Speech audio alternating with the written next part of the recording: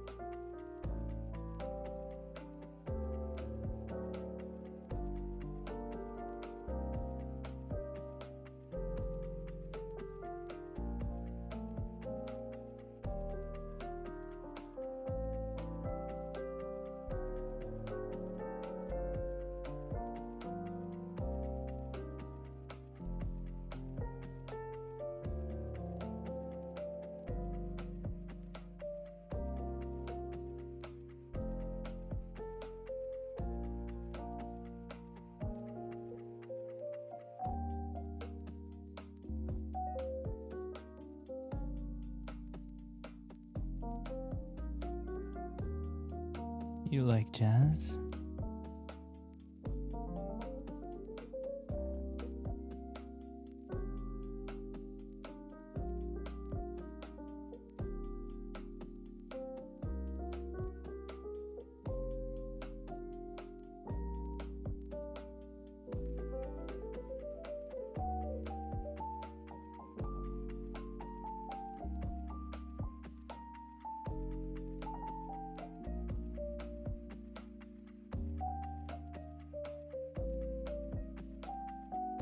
Fuck jazz.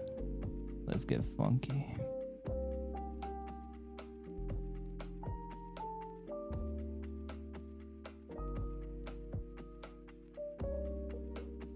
Well, Koi, we are doing something very relaxed today.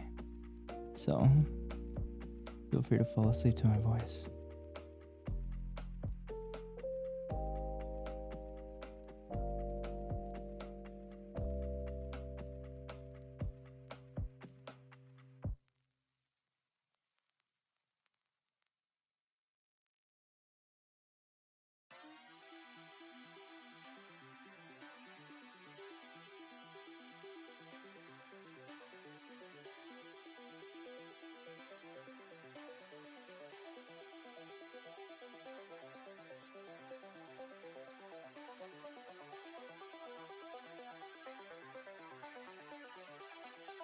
This song is not Wi-Fi.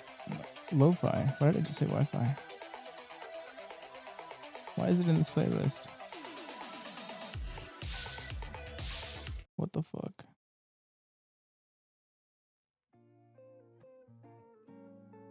There we go. Let's keep it nice and low-key, yeah?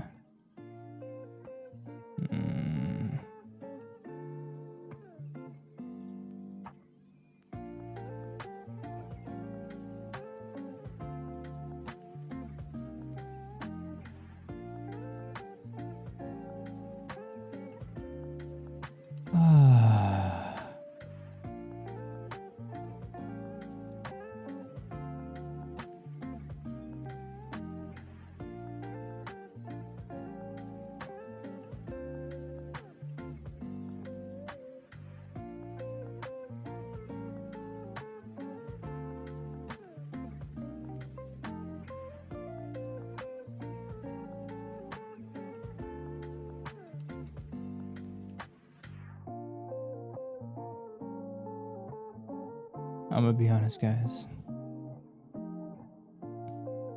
I'm really fucking tired today.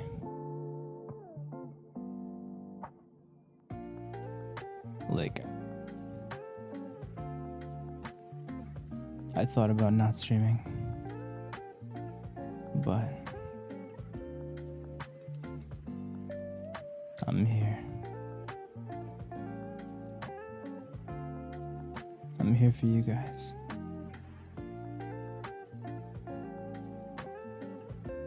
Why don't I take a break? I don't need it. I got a break tomorrow.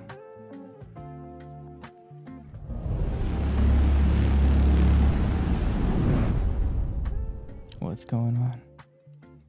Zeri, hello. Renri, good to see you. Sun, hello. May, welcome, darling.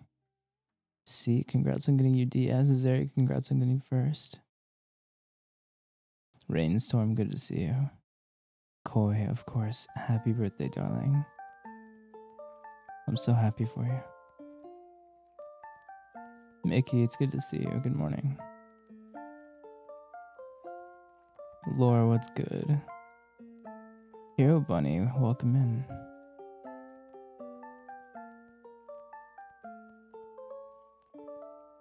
Hime, hello.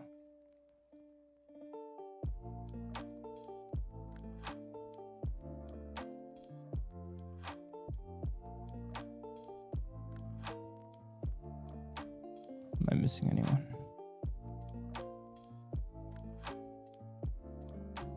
GXL, welcome in.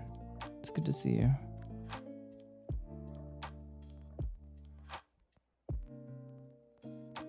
Ganemi-san, welcome back. Mata kita desu ne. Arigatai desu yo. Oh. V, what's going on?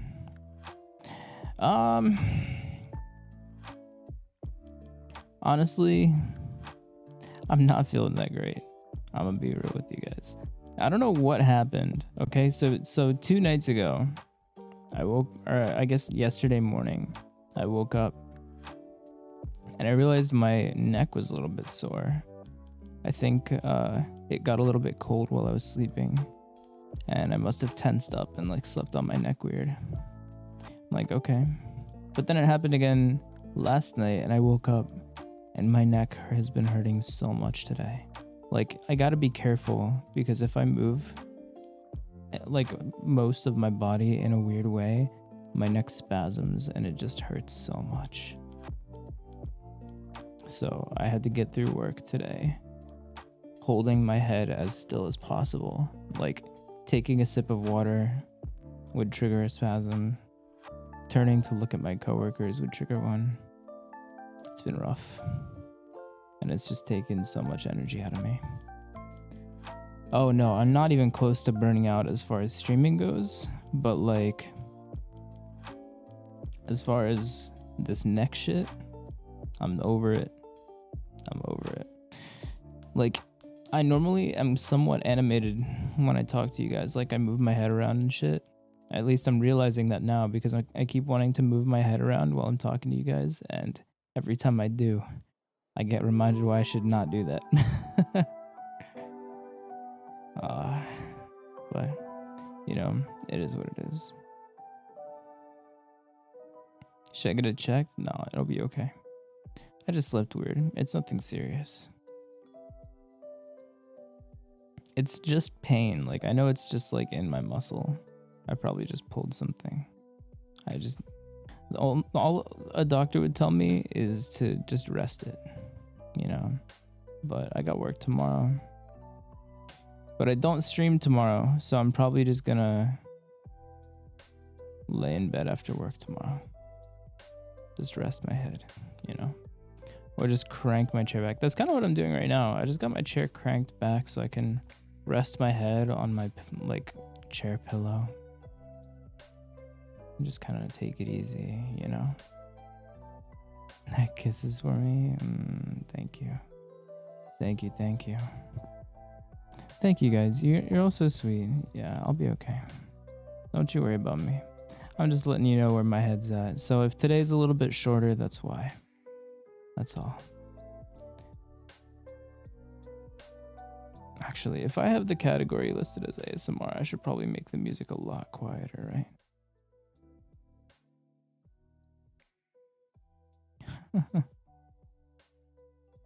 Yeah, okay. You alternate ice and heat on the muscle, it'll help a lot. I'll keep that in mind. I don't know if I have the resources to do that, though.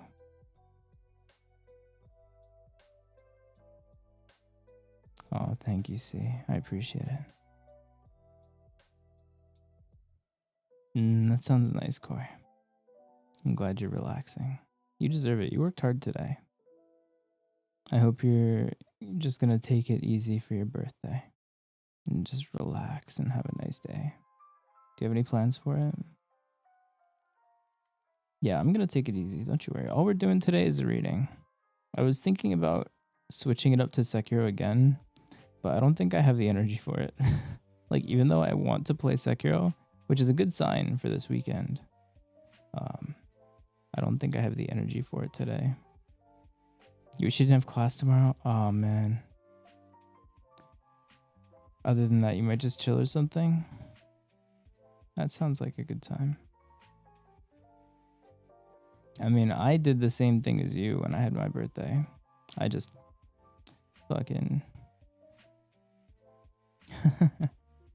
I just streamed all day. Sphinx, what's going on? Did I see you in Whimsy's chat? Is that where you came from?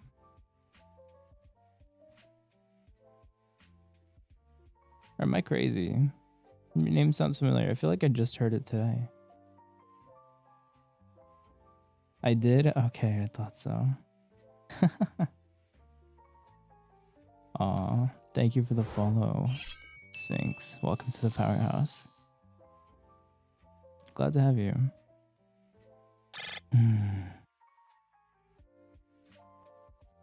Cold shower and then flirt with Twitch chat. Yeah, it sounds about right. No, you cannot. I don't really respond well to the whole good boy thing. You know, it doesn't really do anything for me.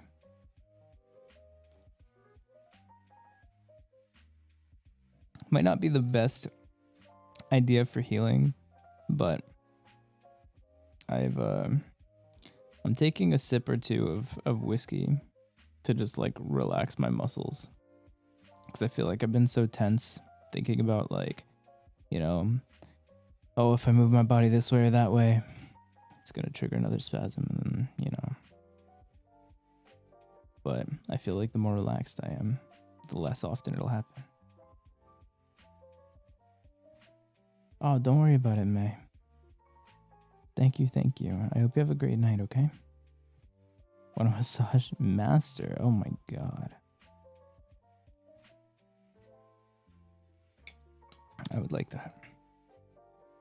Okay. I'm not trying to get drunk.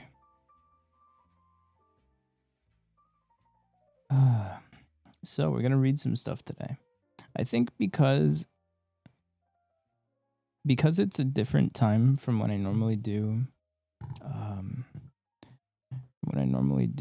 ASMR reading, I don't want to read the same stuff that we were. So I think I'll do some different stuff today.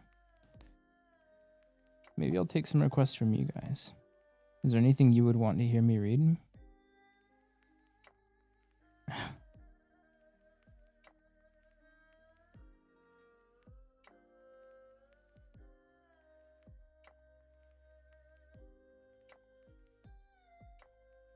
Redeeming all yours, but I say it for you. All yours? What is that?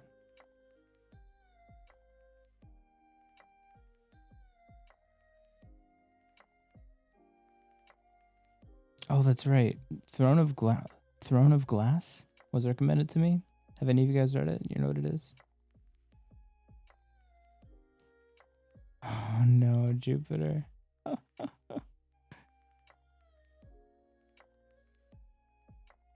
Jupiter's getting mischievous, huh?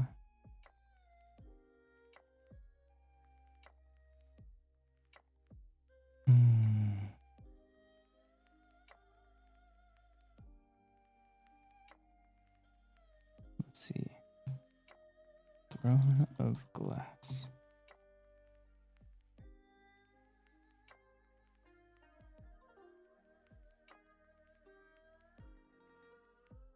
You just switched to your computer and you haven't heard my voice in crisp quality in a while. Yeah. Aw, that's sweet, Mickey. What's my favorite book?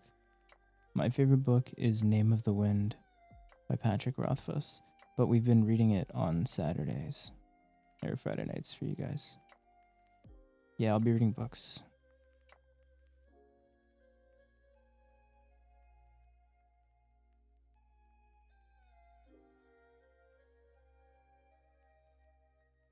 Throne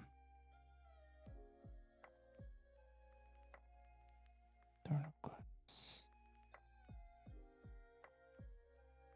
Yeah. All right. We could do Throne of Glass.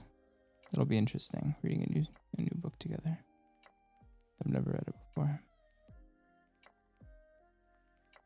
All right, no worries, Zari. Do what you gotta do. Does it have to be a short story? It absolutely does not. The book we're reading on Saturdays is like hundreds of pages long.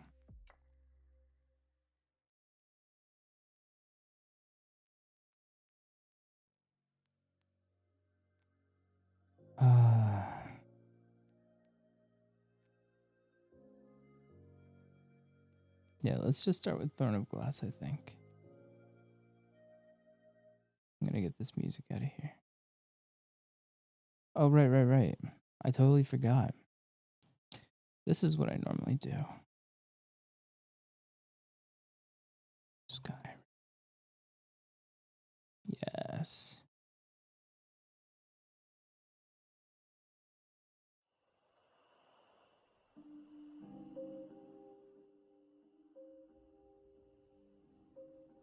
How loud is that?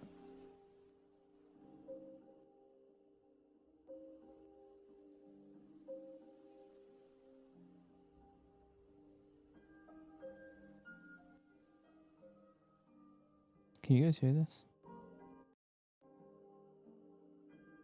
It's very difficult to get a proper volume. Alright. That should be nice and relaxing, yeah? Hello, Swimming Cap. Welcome, welcome.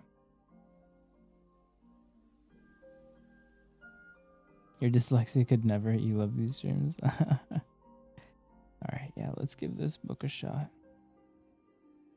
Throne of Glass.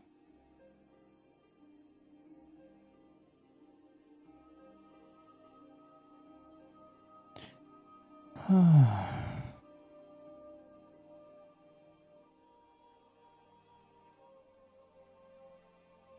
me put it in the title. Throne of Glass. Sarah J. Maas.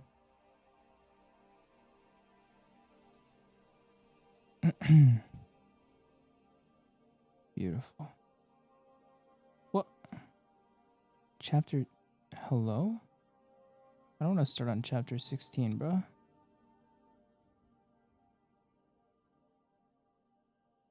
Oh, we got a little map. Okay.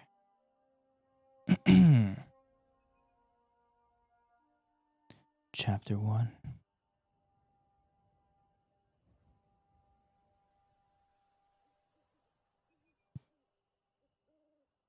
After a year of slavery in the salt mines of Endovir, Solana Sardothian was accustomed to being escorted everywhere in shackles and at sword point. Most of the thousands of slaves in Endovir received similar treatment, though an extra half dozen guards always walked Solana to and from the mines. That was expected by Adarland's most notorious assassin. What she did not usually expect, however, was a hooded man in black at her side, as there was now. He gripped her arm as he led her through the shining building in which most of Endovir's officials and overseers were housed.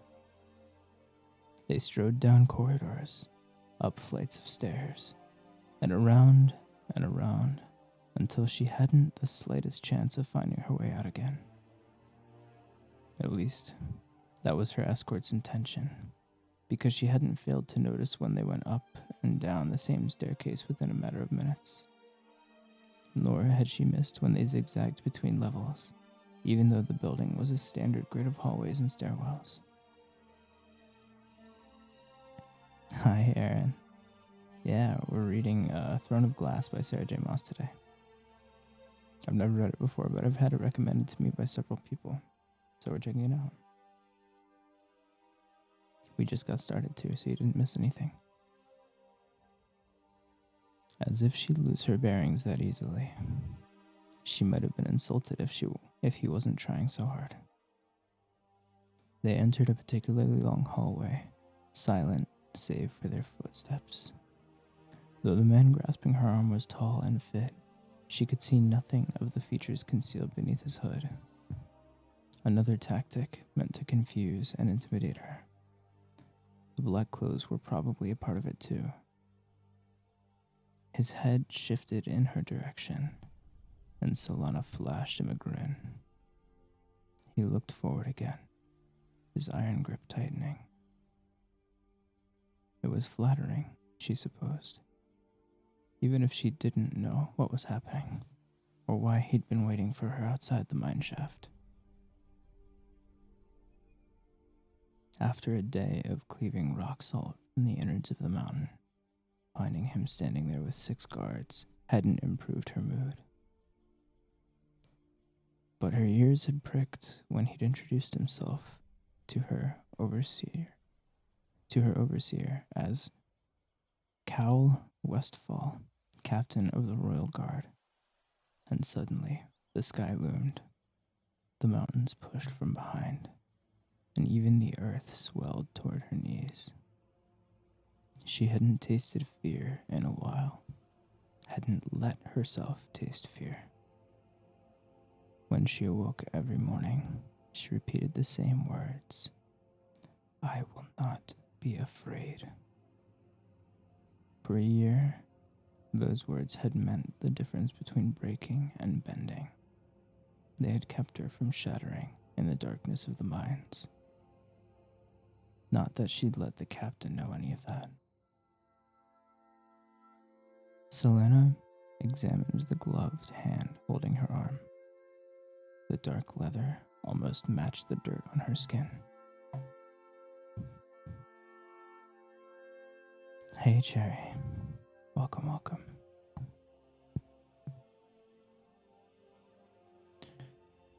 She adjusted her torn and filthy tunic with her free hand and held in her sigh.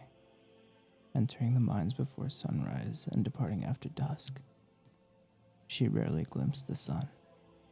She was frightfully pale beneath the dirt. It was true that she had been attractive once, beautiful even, but, well, it didn't matter now, did it? I'm doing all right, Cherry. Thank you for asking. How are you? They turned down another hallway, and she studied the stranger's finely crafted sword. Its shimmering pommel was shaped like an eagle mid-flight. Noticing her stare, his gloved hand descended to rest upon its golden head. Another smile tugged at the corner of her lips. You're a long way from Rifthold, Captain, she said, clearing her throat. Did you come with the army I heard thumping around earlier? She peered into the darkness beneath his hood, but saw nothing. Still, she felt his eyes upon her face, judging, weighing, testing. She stared right back. The captain of the Royal Guard would be an interesting opponent, maybe even worthy of some effort on her part. Hi, Rose, welcome in. Finally, the man raised his sword hand, and the folds of his cloak fell to conceal the blade. As his cloak shifted, she spied the gold wyvern embroidered on his tunic, the royal seal. What do you care for the armies of Adarlan? He replied.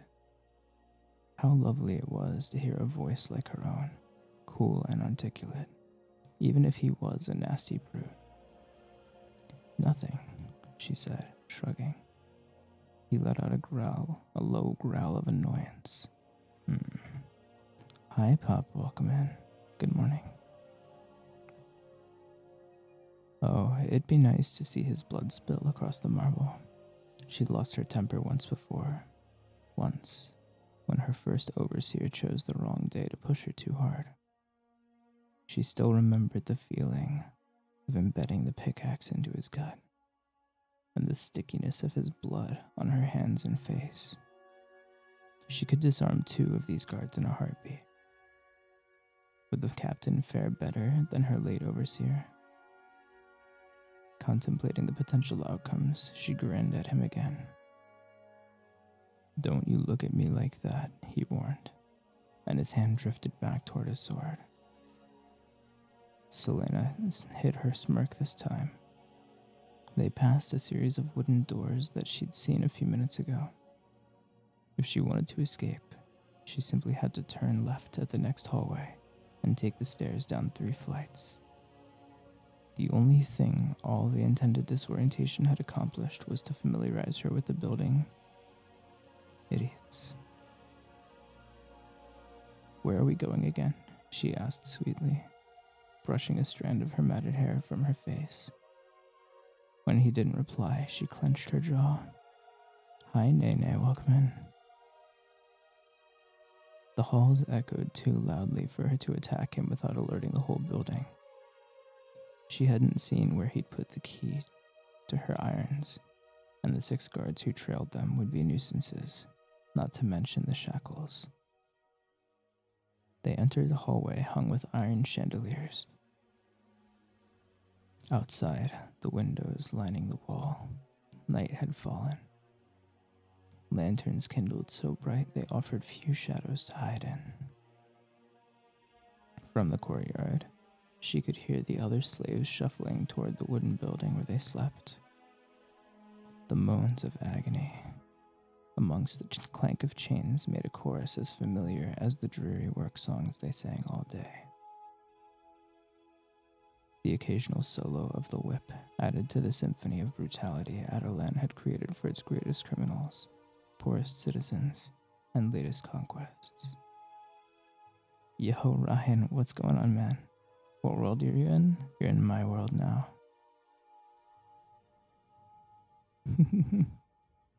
Doing some ASMR reading.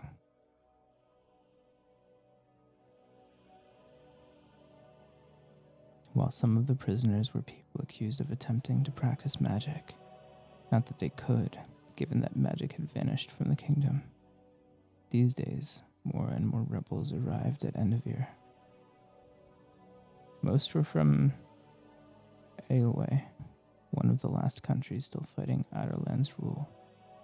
But when she pestered them for news, many just stared at her with empty eyes. Already broken, she shuddered to consider what they'd endured at the hands of Adarlan's forces. Some days, she wondered if they would have been better off dying on the butcher's blocks instead. And if she might have been better off dying that night, she'd been betrayed and captured too.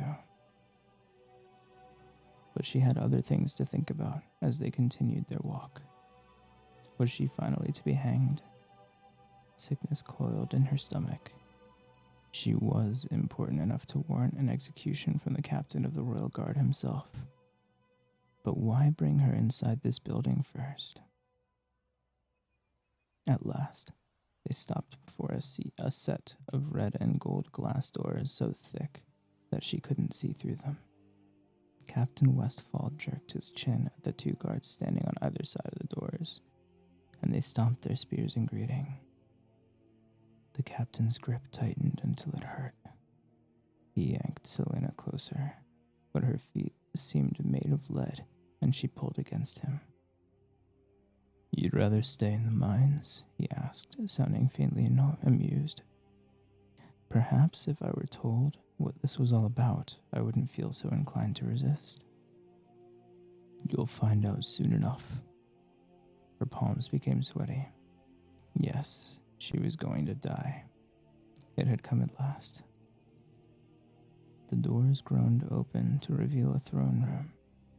A glass chandelier, shaped like a grapevine, occupied most of the ceiling, spitting seeds of diamond fire onto the windows along the far side of the room. Compared to the bleakness outside those windows, the opulence felt like a slap to the face, a reminder of how much they profited from her labor. "In here," the captain of the guard growled, and shoved her with his free hand, finally releasing her. Selena stumbled, her calloused feet slipping on the smooth floor as she straightened herself. She looked back to see another 6 guards appear. 14 guards, plus the captain. The gold royal emblem embroidered on the breast of the black uniforms. These were members of the royal family's personal guard, ruthless, lightning-swift soldiers trained from birth to protect and kill. She swallowed tightly. Light-headed and immensely heavy all at once, Selena faced the room. On an ornate redwood throne sat a handsome young man. Her heart stopped as everyone bowed. She was standing in front of the crown prince of Adarlan. Chapter 2. Can't sleep? Hey, Wari. Maybe I can help a little bit.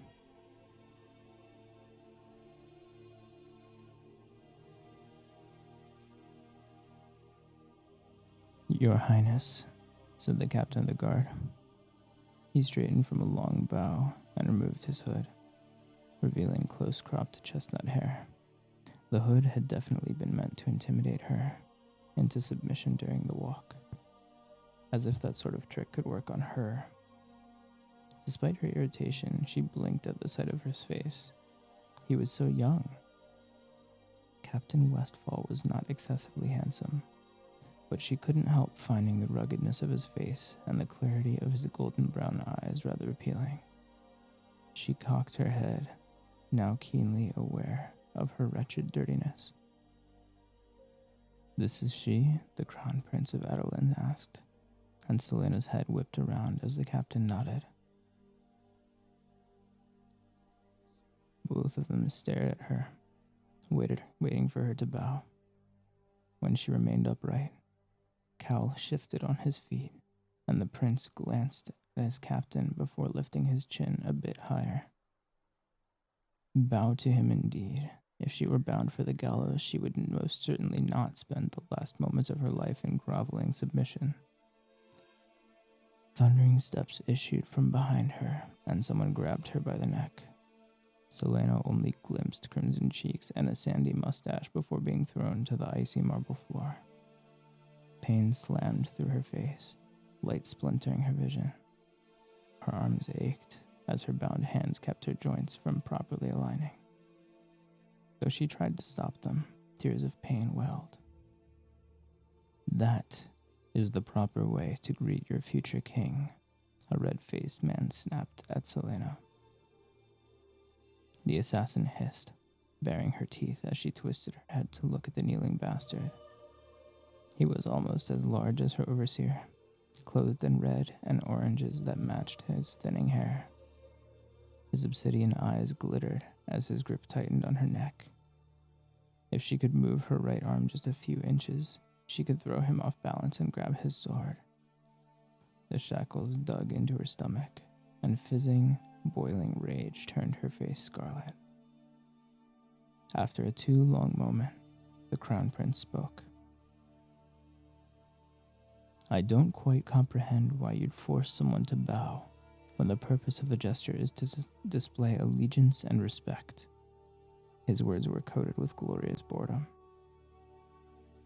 Selena tried to pivot a free eye to the prince, but could only see a pair of black leather boots against the white floor. "It's clear that you respect me, Duke Parrington, but it's a bit unnecessary to put such effort into forcing Selena Sardothian to have the same opinion. You and I know very well she has no love for my family. So perhaps your intent is to humiliate her." He paused, and she could have sworn his eyes fell on her face. "But I think she's had enough of that." He stopped for another moment, then asked, "Don't you have a meeting with Endovier's treasurer? I wouldn't want you to be late, especially when you came all this way to meet with him." Understanding the dismissal, her tormentor grunted and released her. Selena peeled her cheek from the marble, but lay on the floor until he stood and left. If she managed to escape, perhaps she'd hunt down this Duke Parrington fellow and return the warmth of his greeting. As she rose, she frowned at the imprint of grit she left behind on the otherwise spotless floor, and at the clank of her shackles echoing through the silent room. But she'd been trained to be an assassin since the age of 8, since the day the king of the assassins found her half dead on the banks of a frozen river and brought her to his keep. She wouldn't be humiliated by anything, least of all being dirty. Gathering her pride, she tossed her long braid behind a shoulder and lifted her head. Her eyes met those of the prince. Dorian Haviliard smiled at her. It was a polished smile and reeked of court-trained charm. "Yo, what's going on, man?" Sprawled across the throne, he had his chin propped by a hand, his golden crown glinting in the soft light. On his black doublet, an emblazoned gold rendering of the golden wyvern occupied the entirety of the chest. His red cloak fell gracefully around him and his throne.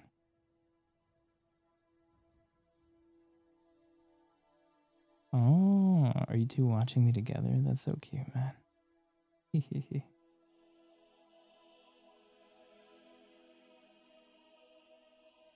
Yet there was something in his eyes, strikingly blue. the color of the waters of the southern countries, and the way they contrasted with his raven black hair that made her pause. He was achingly handsome, and couldn't have been older than 20. Yo, Kiki, what's going on, man? Thank you for the hydrate. Let me do that real quick.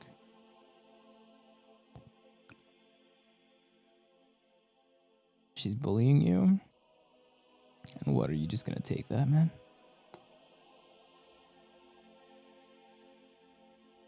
Bully her back. Tease her. I don't know. Pull her hair or something, dude. You roasted her? Spit roasted her, maybe? Achingly handsome sounds like me. Oh my goodness. Alright, no worries, C. Thank you for lurking.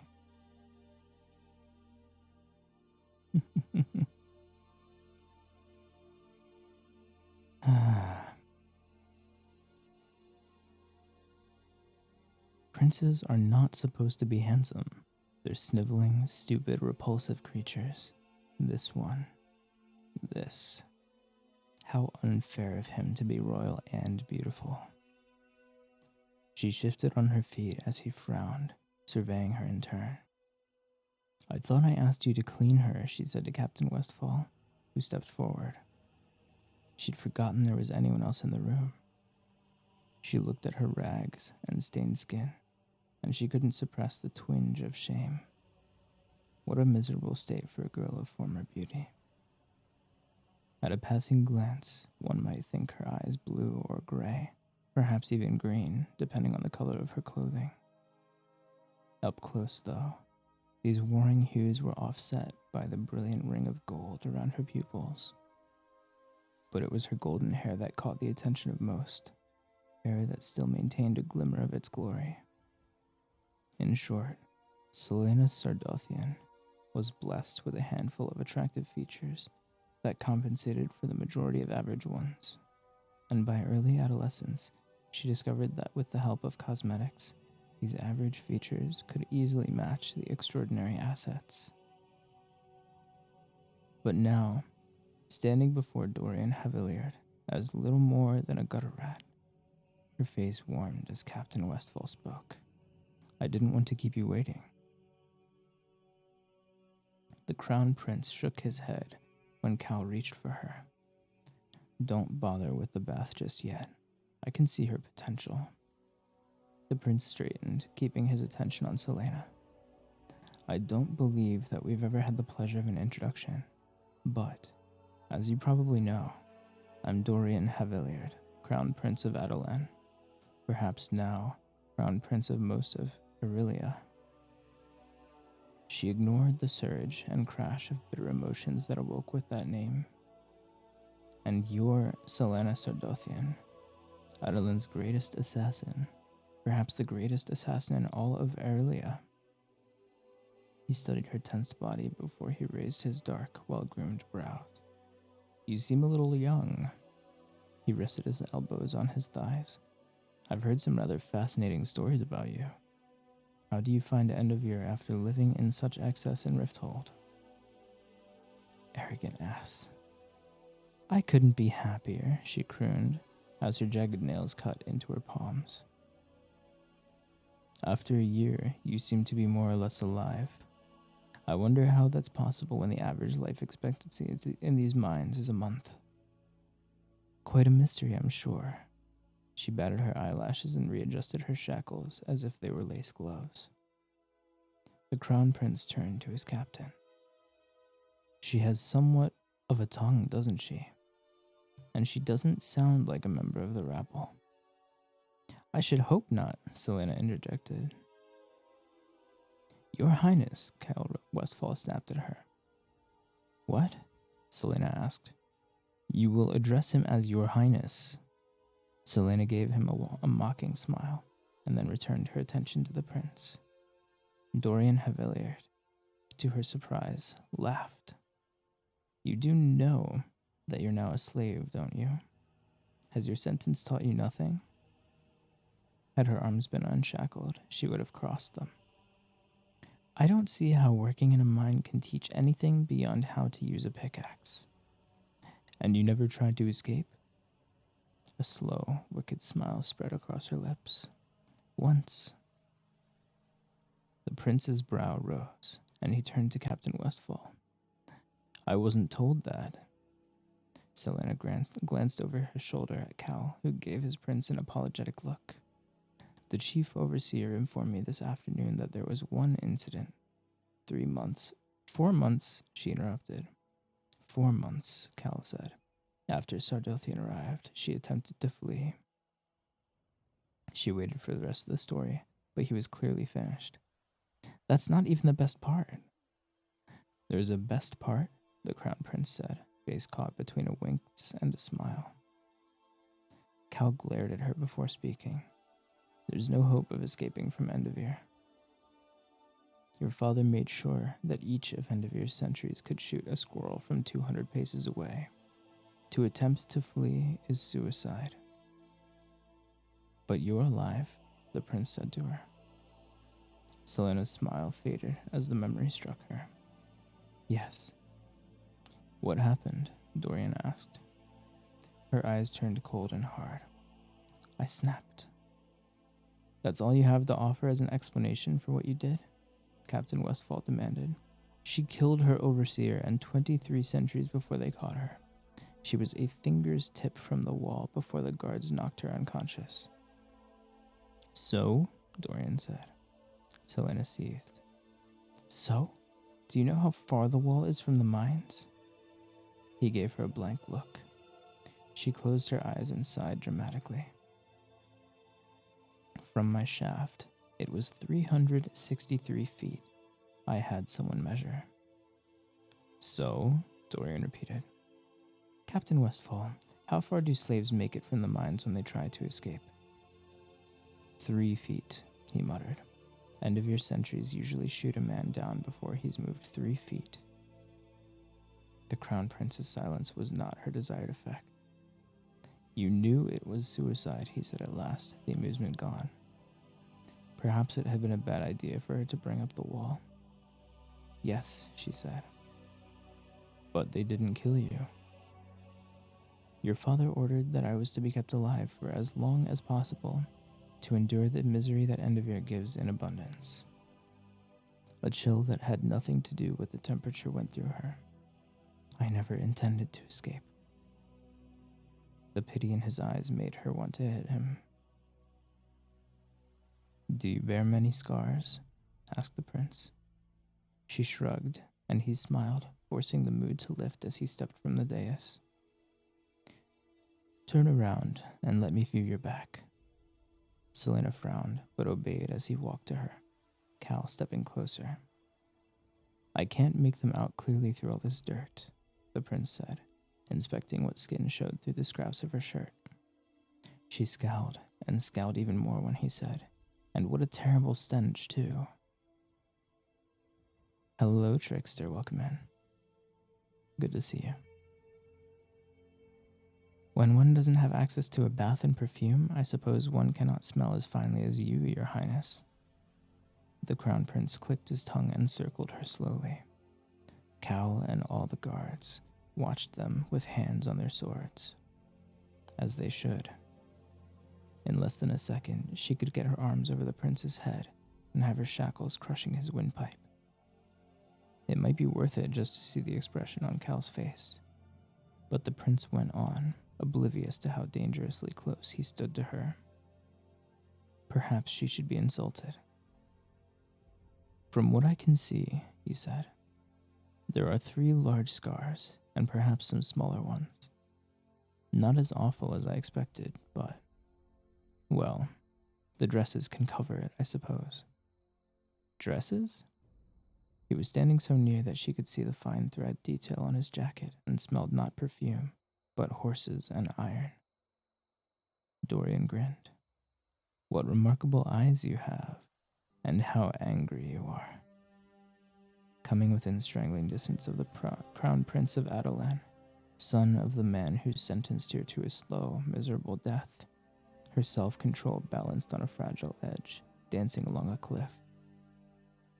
I demand to know, she began, but the captain of the guard pulled her back from the prince with spine-snapping force.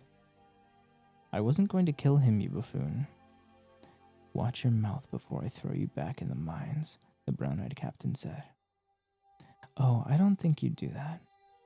And why is that? Cal replied. Dorian strode to his throne and sat down, his sapphire eyes bright. She looked from one man to another and squared her shoulders. Because there's something you want from me, something you want badly enough to come here yourselves.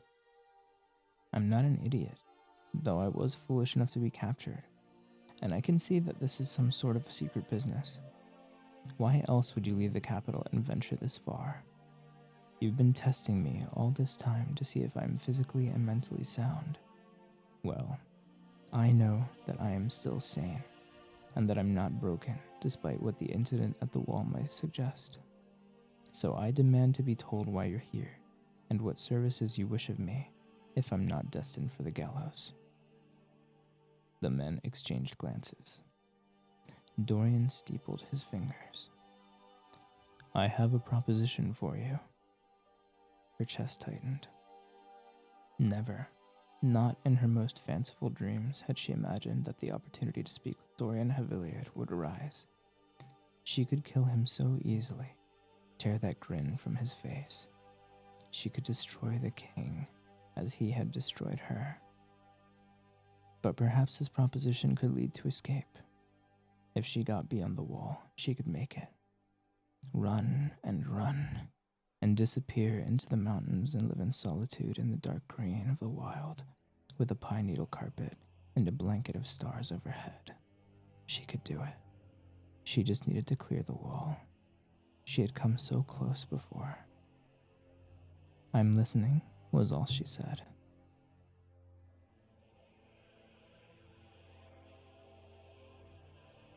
Chapter 3.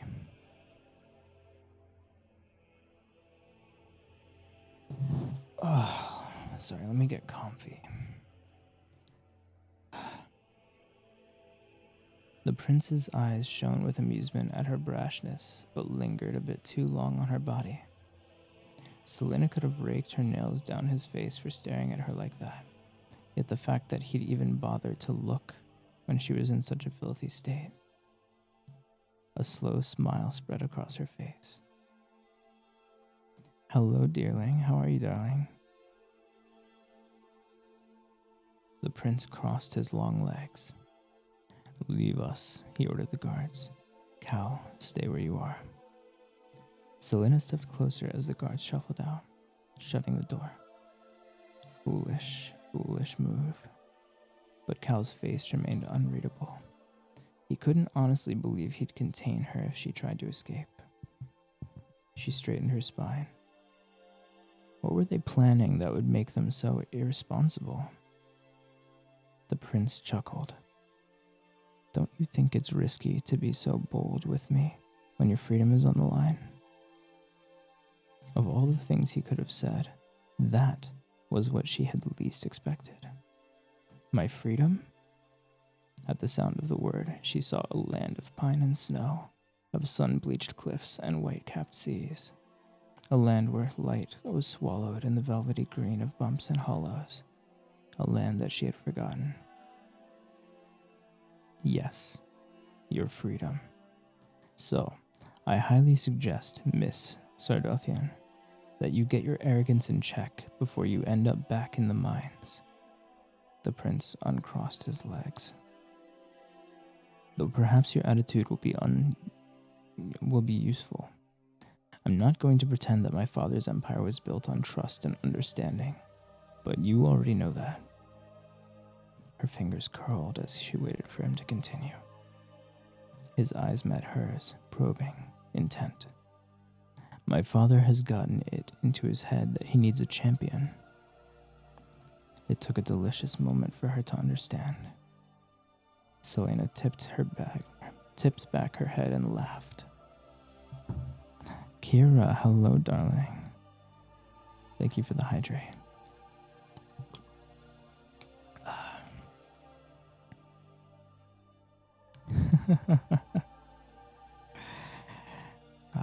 don't think Prince is the right title for me. But you're free to bow for me if you like.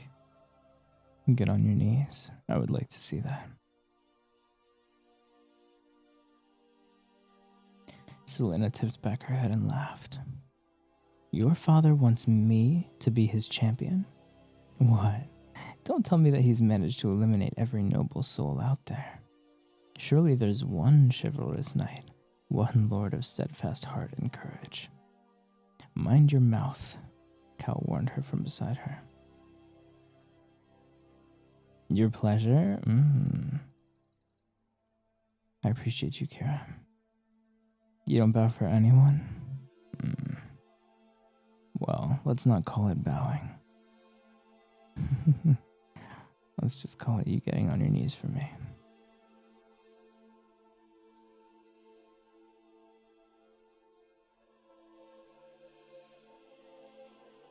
What about you, she said, raising her brows at the captain.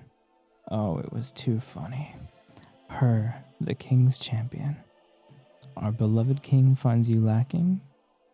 The captain put a hand on his sword.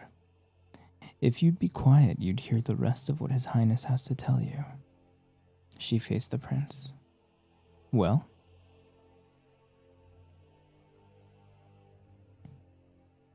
You may bow, but only under certain situations.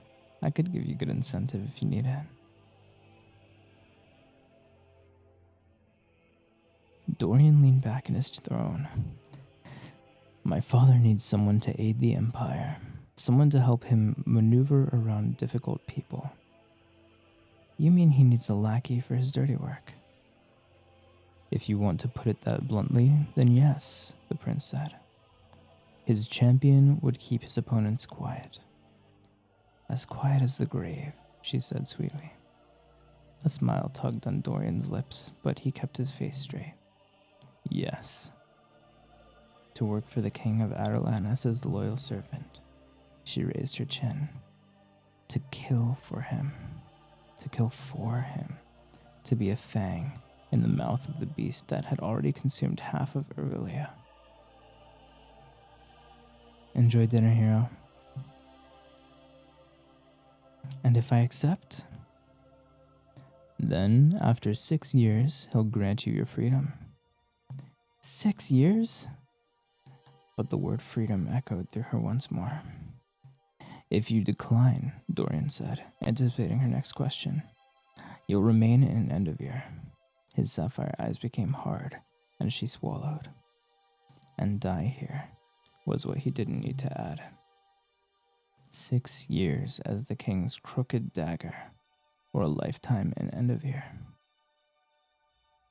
However, the prince said, there's a catch. She kept her face neutral as he toyed with the ring on his finger. The position isn't being offered to you. Yet. My father thought to have a bit of fun. He's hosting a competition. He invited 23 members of his council to each sponsor a would-be champion to train in the glass castle and ultimately compete in a duel. Were you to win, he said with a half-smile, you'd be officially Adarlan's assassin. She didn't return his smile. Who exactly are my competitors? Seeing her expression, the prince's grin faded. Thieves and assassins and warriors from across Aurelia. She opened her mouth, but he cut her off. If you win and prove yourself both skilled and trustworthy, my father has sworn to grant you your freedom. And while you're his champion, you'll receive a considerable salary. She barely heard his last few words.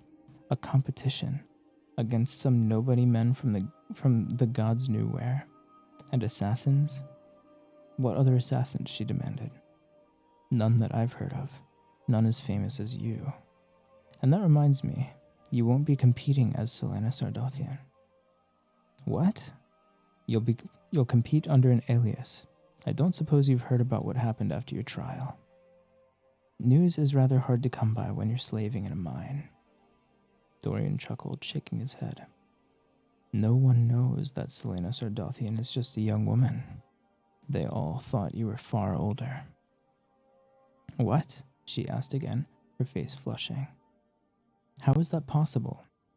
She should be proud that she had kept it hidden from most of the world, but... You kept your identity a secret all the years you were running around killing everyone. After your trial, my father thought it would be wise not to inform Aurelia who you are. He wants to keep it that way. What would our enemies say if they knew we'd all been petrified of a girl? Hello, Meg. How are you today? Good morning. So I'm slaving in this miserable place for a name and title that don't even belong to me?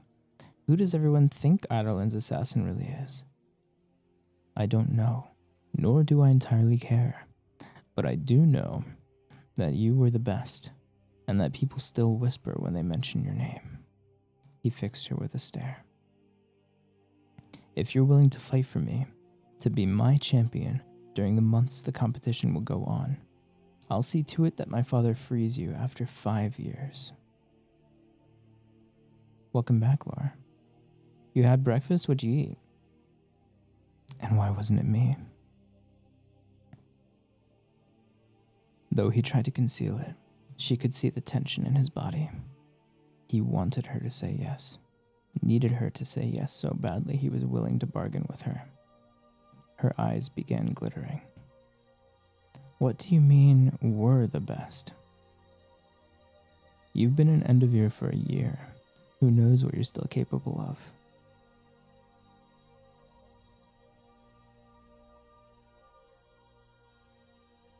Oh, are you... I'm sorry to hear that, Trickster. I'm glad to hear that I could help you relax even a little bit. A bun and coffee, you can eat me as dessert now that that's what I'm talking about. Guess you'll just have to save up extra, Mickey. I'm capable of quite a lot, thank you, she said, picking at her jagged nails. She tried not to cringe at all the dirt beneath them. When was the last time your hands had been clean? That remains to be seen, Dorian said. You'll be told the details of the competition when we arrive in Rifthold. Despite the amount of fun you nobles will have betting on us, this competition seems unnecessary. Why not just hire me already? As I just said, you must prove yourself worthy. Chrome Dome style. Oh. Bald bash. Thank you, Meg. I appreciate it. She put a hand on her hip, and her chains rattled loudly through the room. Well, I think being Adolin's assassin exceeds any sort of proof you might need. Yes, Cal said, his bronze eyes flashing. It proves that you're a criminal, and that we shouldn't immediately trust you with the king's private business. I give my solemn oath I doubt that the king would take the word of Adolin's assassin as bond. Yes, but I don't see why I have to go through the training and competition.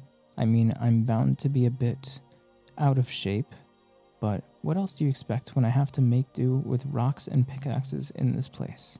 She gave Cal a spiteful glance. Dorian frowned. So you won't take the offer? Of course I'm going to take the offer, she snapped. Her wrists chafed against her shackles badly enough that her eyes watered. I'll be your absurd champion if you agree to free me in 3 years, not 5. 4. Fine, she said. It's a bargain. I might be trading one form of slavery for another, but I'm not a fool. She could win back her freedom. Freedom. She felt the cold air of the wide open world, the breeze that swept from the mountains and carried her away. She could live far from Rifthold, the capital that had once been her realm. Hopefully you're right, Dorian replied, and hopefully you'll live up to your reputation. I anticipate winning, and I won't be pleased if you make me look foolish.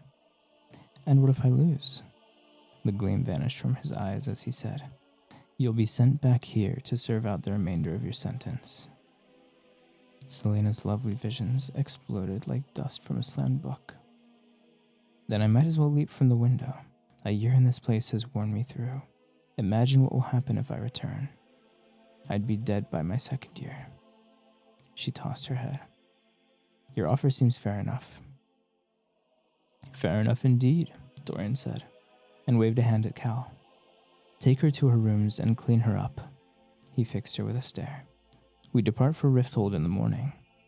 Don't disappoint me, Sardothian. It was nonsense, of course. How difficult could it be to outshine, outsmart, and then obliterate her competitors? She didn't smile, for she knew that if she did, it would open her to a realm of hope that had long been closed. But still, she felt like seizing the prince and dancing. She tried to think of music, tried to think of a celebratory tune, but could only recall a solitary line from the mournful bellowing of the Ailwe?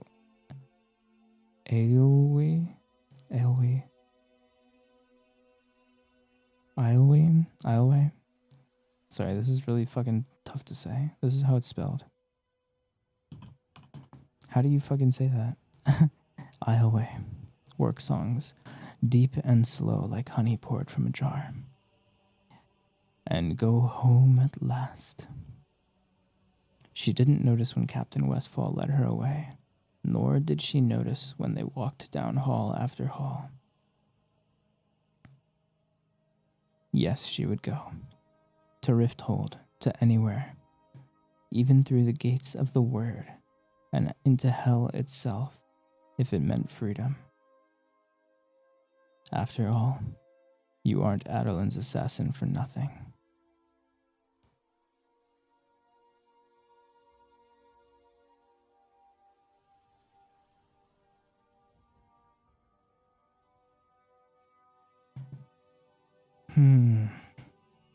This is an interesting book so far. I'm kind of liking it. I would just stare at it and go, yes. I'm just going to call it Isleway. Isleway. This is how you spell the main character's name, by the way. Selena is how I'm deciding to pronounce it. And Cal is that.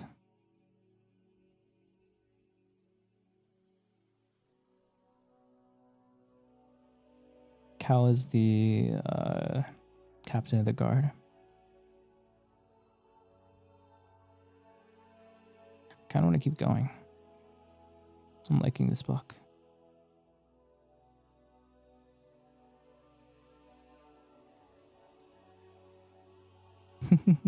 You getting Celtic vibes? It could be. I'm reading from a book online. I'm like renting it out.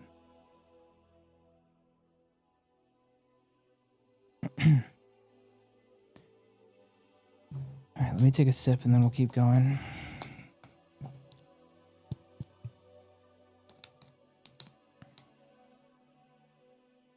You're really liking the book? Me too. I like the vibes. I like the main character. She's sassy. I don't have live in my Twitter name. Oops. Forgot about that.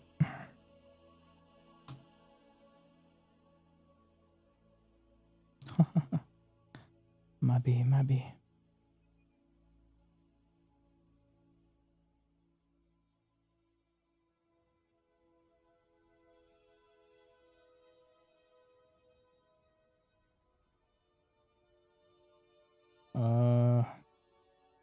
What type of book is it? Fantasy, drama? I think it's fantasy. There was a quick mention of magic.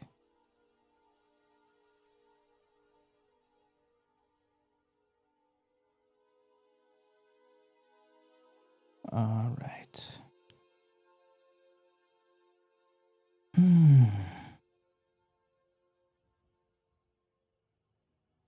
Shall we? I do too. Fantasy is probably my favorite genre. When Selena finally collapsed onto a bed after her meeting in the throne room, she couldn't fall asleep, despite the exhaustion in every inch of her body. After being roughly bathed by brutish servants, the wounds on her back throbbed, and her face felt like it had been scrubbed to the bone. Shifting to lie on her side to ease the pain in her dressed and bound back, she ran her hand down the mattress and blinked at the freeness of movement. Before she'd gotten into the bath, Cal had removed her shackles. She'd felt everything, the reverberations of the key turning in the lock of her irons, then again as they loosened and fell to the floor. She could still feel the ghost chains hovering just above her skin. Looking up at the ceiling, she rotated her jaw, burning joints, and gave a sigh of contentment. But it was too strange to lie on a mattress, to have silk caress her skin, and a pillow cradle her cheek. She had forgotten what food other than soggy oats and hard bread tasted like, what a clean body and clothes could do to a person. Now it was utterly foreign. Though her dinner hadn't been that wonderful, not only was the roast chicken unimpressive, but after a few forkfuls, she dashed into the bathroom to deposit the contents of her stomach. She wanted to eat, to put a hand to a swollen belly, to wish that she'd never eaten a morsel and swear that she'd never do it again. She'd eat well in Rifthold, wouldn't she? And more importantly, her stomach would adjust. She'd wasted away to nothing. Beneath her nightgown, her ribs reached out from inside of her, showing bones where flesh and meat should have been. And her breasts, once well-formed, they were now no larger than they'd been in the midst of puberty. A lump clogged her throat, which she promptly swallowed down. The softness of her mattress smothered her, and she shifted again, lying on her back, despite the pain it gave her. Her face hadn't been much better when she glimpsed it in the washroom mirror. It was haggard, her cheekbones were sharp, her jaw pronounced, and her eyes slightly, but ever so disturbingly, sunken in. She took steadying breaths, savoring the hope. She'd eat a lot and exercise. She could be healthy again. Imagining outrageous feasts and regaining her former glory, she finally fell asleep.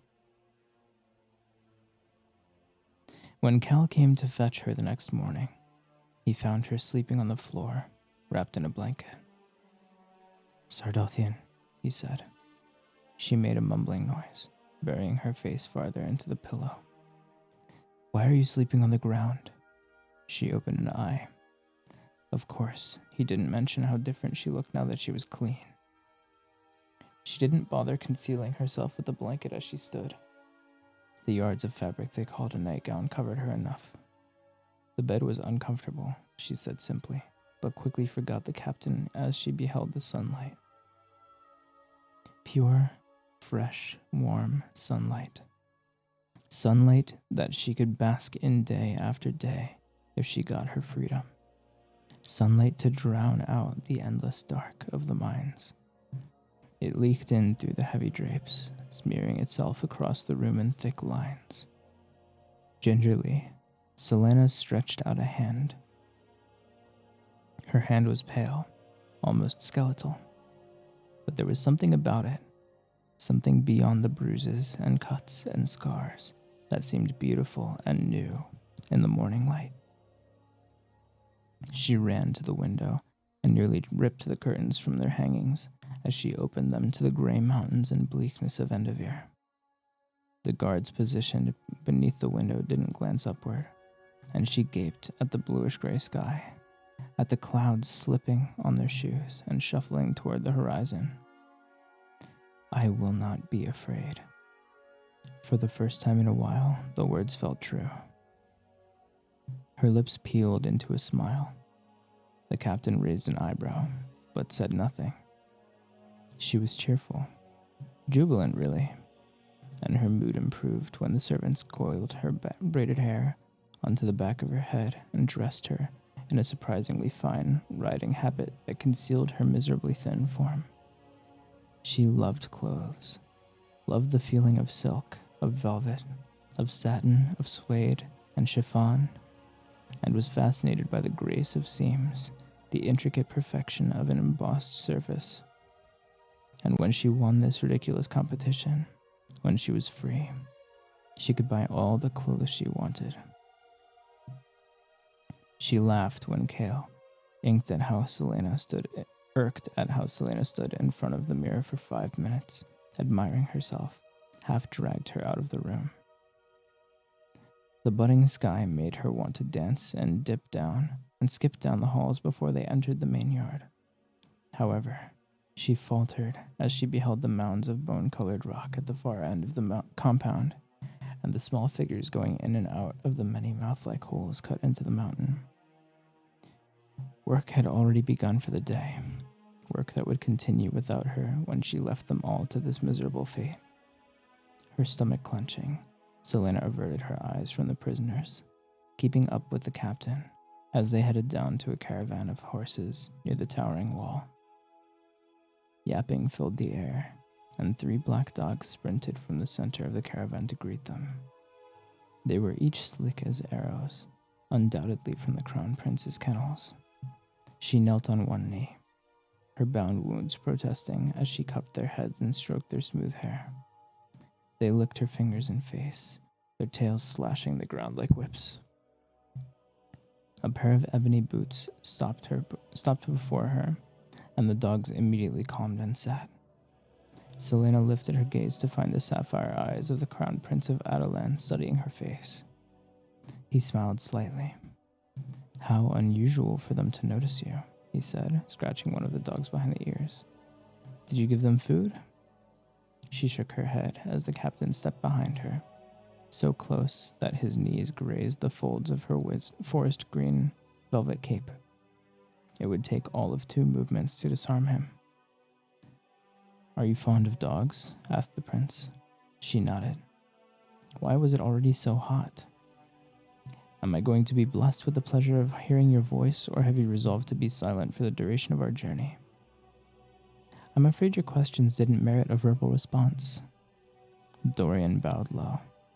"Then I apologize, my lady. How terrible it must be to condescend to answer. Next time, I'll try to think of something more stimulating to say." With that, he turned on his heel and strode away, his dogs trailing after him. She scowled as she stood. Her frown deepened when she discovered the captain of the guard smirking as they walked into the fray of the Redian company. However, the unbearable urge to splatter someone across a wall lessened when they brought her a piebald mare to ride. She mounted. The sky came closer, and it stretched forever above her, away and away to distant lands she'd never heard of. Selena gripped the saddle horn. She was truly leaving Enderveer. All those hopeless months, those freezing nights, gone now. She breathed in deeply. She just knew, that if she tried hard enough, she could fly from her saddle. That is, until she felt iron clamp around her arms. It was Cal, fastening her bandaged wrist into shackles. A long chain led to his horse, where it disappeared beneath the saddlebags. He mounted the black stallion, and she considered leaping from her horse and using the chain to hang him from the nearest tree. It was a rather large company, 20 altogether. Behind 2 imperial flag-bearing guards rode the prince and Duke Parrington. Then came a band of 6 royal guards, dull and bland as porridge, but still trained to protect him from her. She clanked her chains against her saddle and flicked her eyes to Cal. He didn't react. The sun rose higher. After one last inspection of their supplies, they left, with most of the slaves working the mines, and only a few toiling inside the ramshackle refining sheds. The giant yard was almost deserted. The wall suddenly loomed, and her blood throbbed in her veins. The last time she'd been this close to the wall. The crack of the whip sounded, followed by a scream. Selena looked over her shoulder, past the guards and the supplies wagon, to the near empty yard. None of these slaves would ever leave here, even when they died. Each week, They dug new mass graves behind the refining sheds, and each week those graves filled up. She became all too aware of the 3 long scars down her back. Even if she won her freedom, even if she lived in peace in the countryside, those scars would always remind her of what she'd endured, and that even if she was free, others were not. Selena faced forward, pushing those thoughts from her mind as they entered the passage through the wall. The interior was thick, almost smoky, and damp. The sounds of the horses echoed like rolling thunder. The iron gates opened, and she glimpsed the wicked name of the mine before it split in 2 and swung wide. Within a few heartbeats, the gates groaned shut behind them. She was out. She shifted her hands in their shackles, watching the chains sway and clank between her and the captain of the guard. It was attached to his saddle, which was cinched around his horse, which, when they stopped, could be subtly unbridled. Just enough so that with a fierce tug from her end, the chain would rip the saddle off the beast. He'd tumble to the ground, and she would. She sensed Captain Westfall's attention. He stared at her beneath lowered brows, his lips tightly pursed, and she shrugged as he dropped the chain. As the morning wore on, the sky became a crisp blue, with hardly a cloud. Taking the forest road, they swiftly passed from the mountainous wasteland of Endivere and into fairer country. Kai, thank you for the head rub. I appreciate you.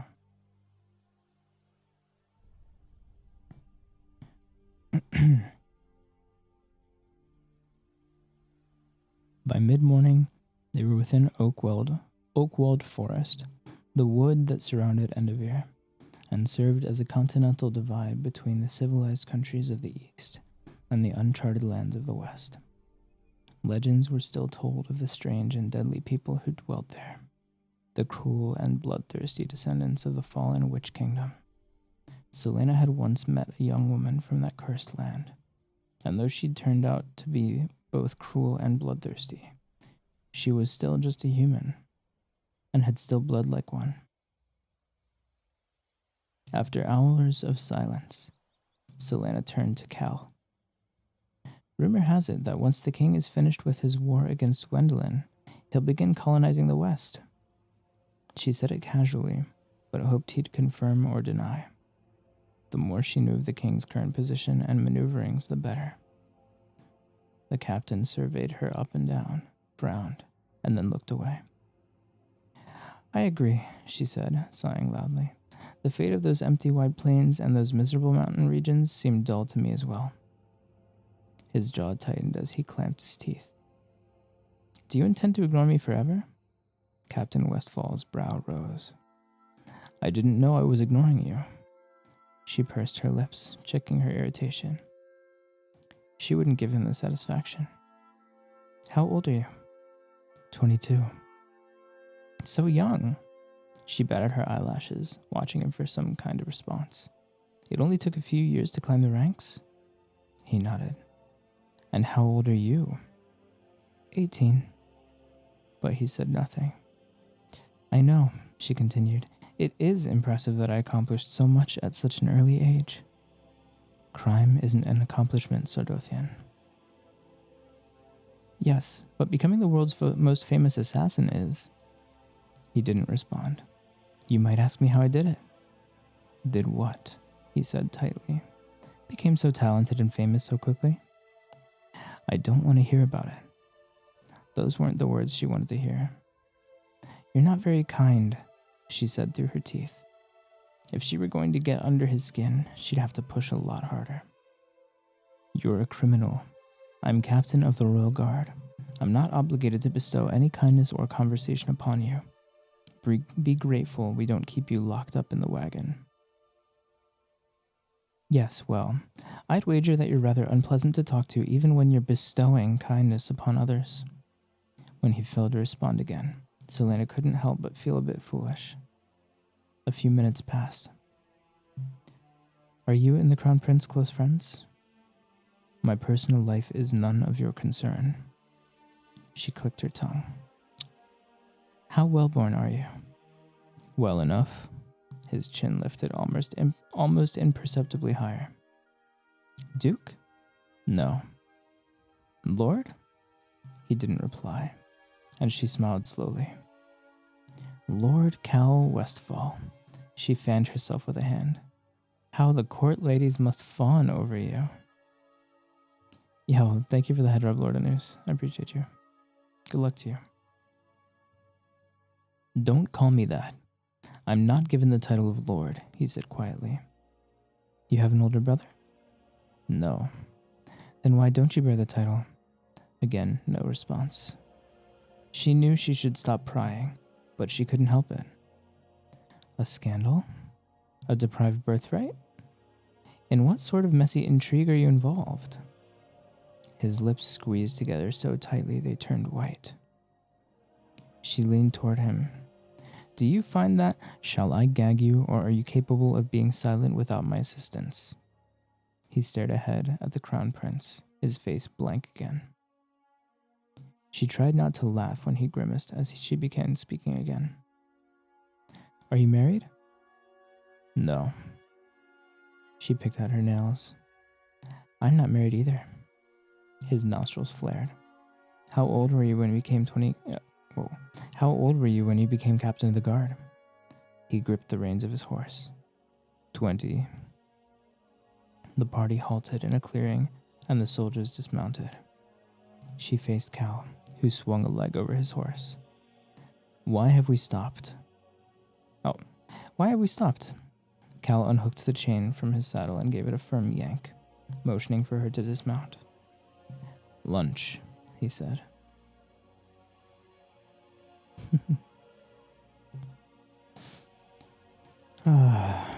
That's the end of that chapter. And fitting as it is, I may grab a snack as well. A lunch along with them. Why don't you all stretch for a second? Get your body moving a little bit, yeah? Go grab something nice. I'll bet you're so far away, Mickey, though I would love to grab you. Take me to Wonderland, baby. Yeah, I'll be right back. I'm gonna grab some food. Just give me one moment.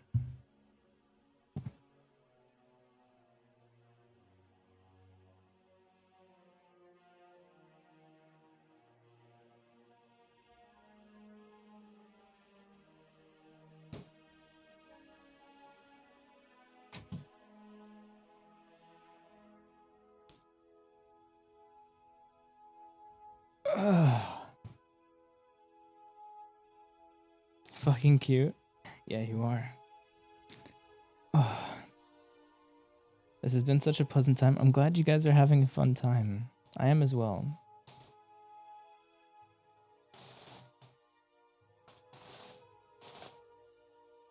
All right.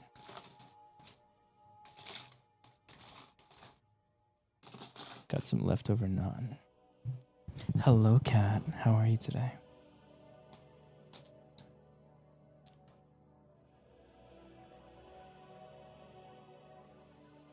The story is so investing. I know, right?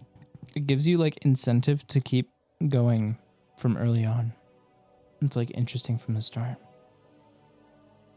I'm the first person to make a Wonderland reference? Really?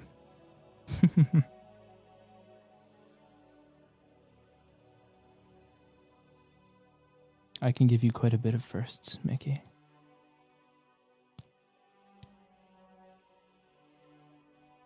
Yeah, I want to know more too.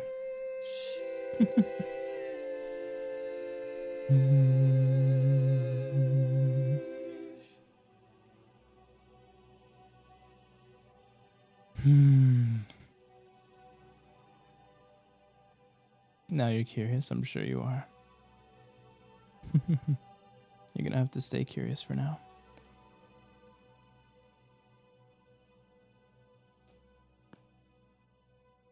I'm eating something else at the moment.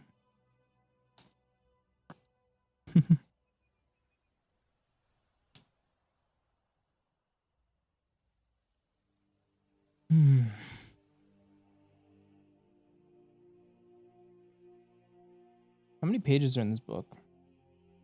425. And we are on 28.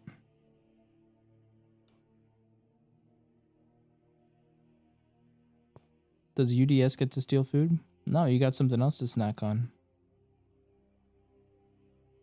Hello, J Miniverse.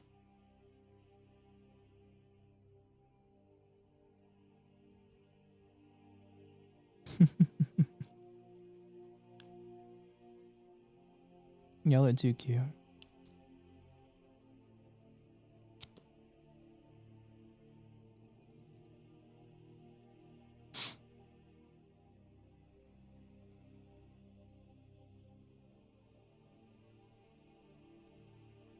I'm cute too. Oh my gosh. That's so sweet of you. Cute and hot, sheesh.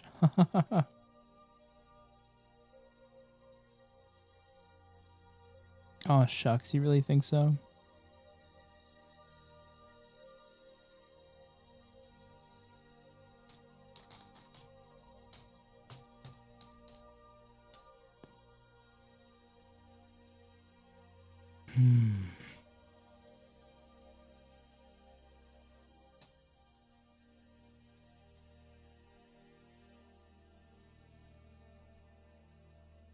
I'm honestly really looking forward to just laying in bed.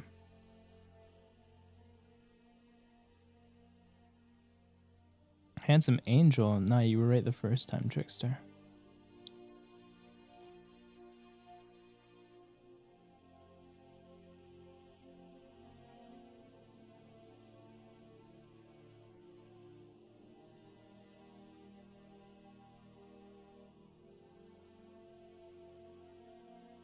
You know, I'm a pretty big advocate of garlic cheese naan being better than pizza, but pizza is better in one way, and that is refrigerated pizza is just as good as hot pizza, but refrigerated naan is not nearly as good as hot garlic cheese naan.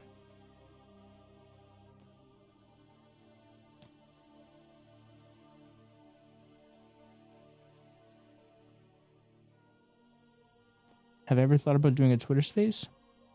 No, I haven't. Do you think people would like that?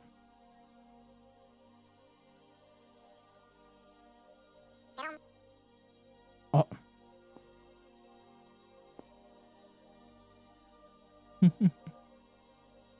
Thank you for the bits, son. I appreciate it.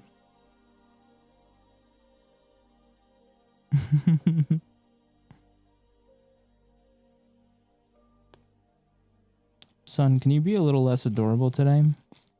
You're kind of distracting me.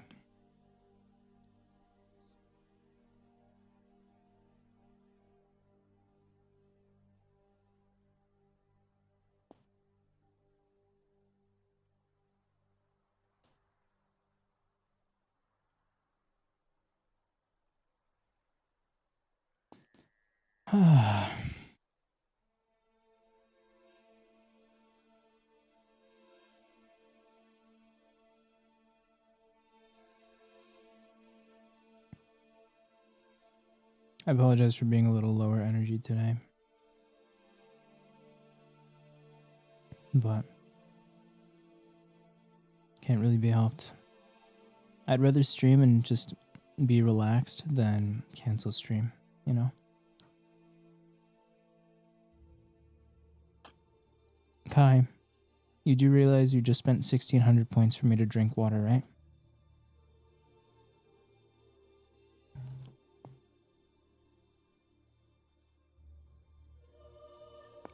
I mean, I'll do it, but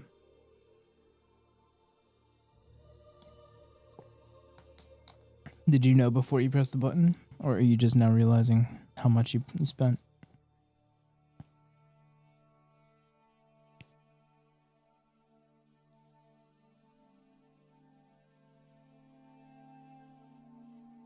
What's the highest it's went?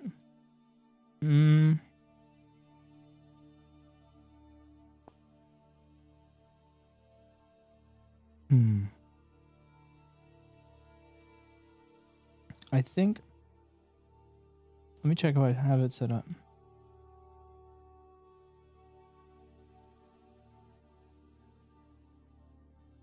Hmm.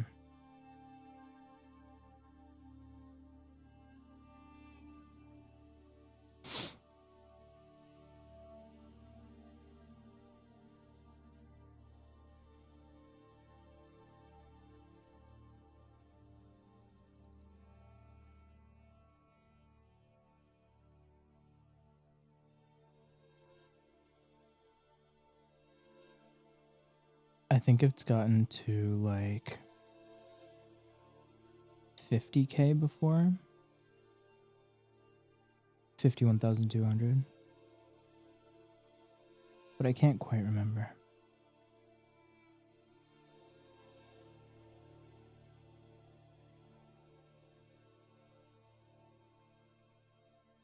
I love this community too. I couldn't ask for a better one.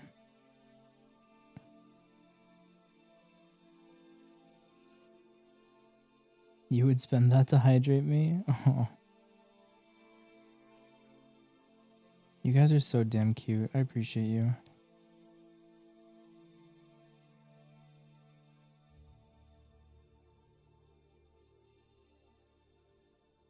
What do you think of eating Domino's pizza chicken mix with pineapple?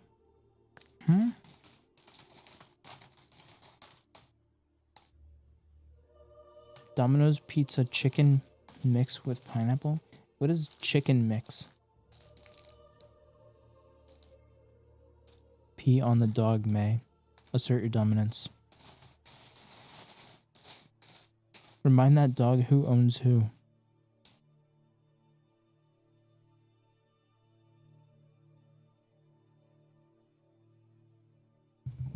You know, dogs pee to mark their territory. It is your territory. Pee is sterile. You could absolutely just give it a golden shower. Oh, Trickster, you're too sweet. That's not how that works. It could be. Oh my god. I'm not into fist play, darling.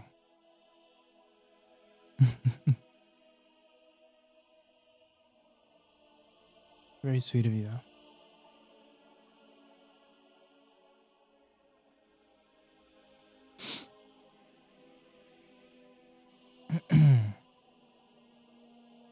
Okay, I'm gonna refill my water. And, oh, those are my hips. If you believe it.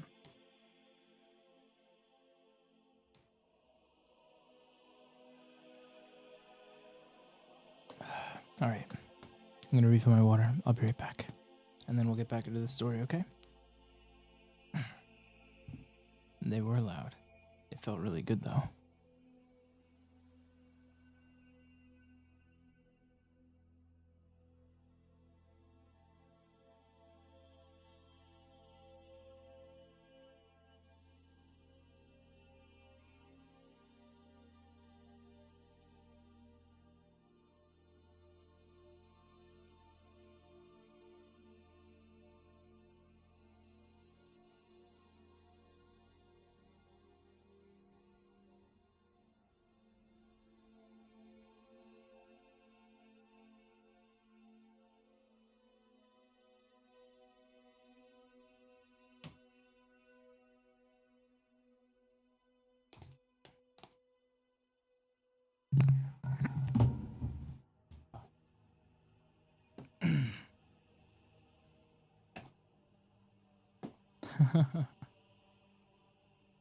I think only one message has been deleted today, dearly.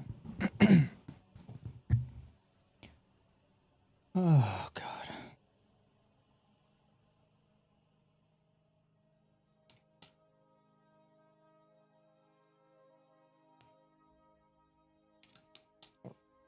Oh. Okay.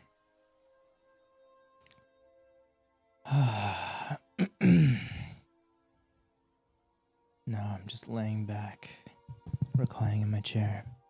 I disabled posture check because I'm not sitting up today. I refuse. Once I get comfortable, I'm not moving my body.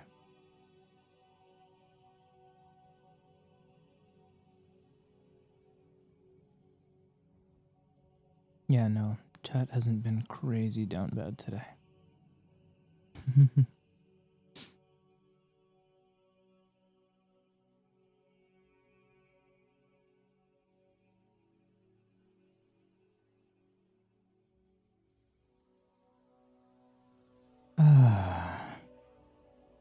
C is adorable. I appreciate you, C.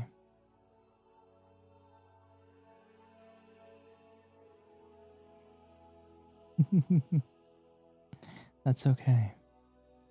It's okay, Trickster. Today's a low energy kind of day for us, and we're vibing with it. It's not a bad thing at all. Hello, Rad Goblin. How you doing, homie?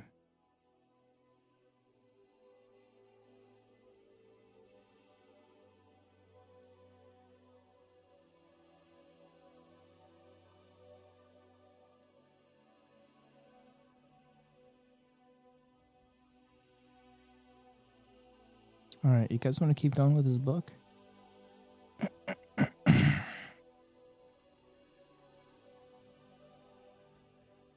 Let's do it. I appreciate you too.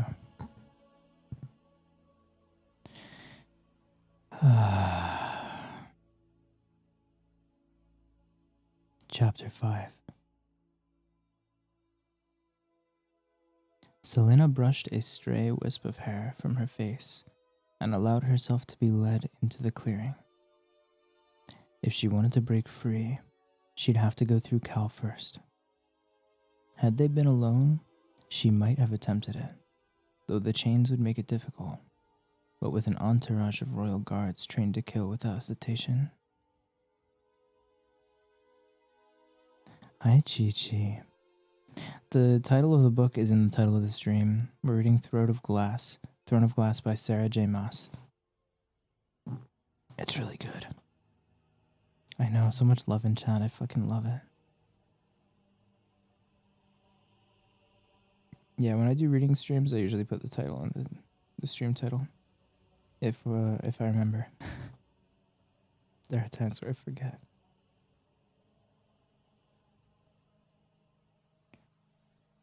Cal remained close beside her while the fire was kindled and food prepared from the boxes and sacks of supplies.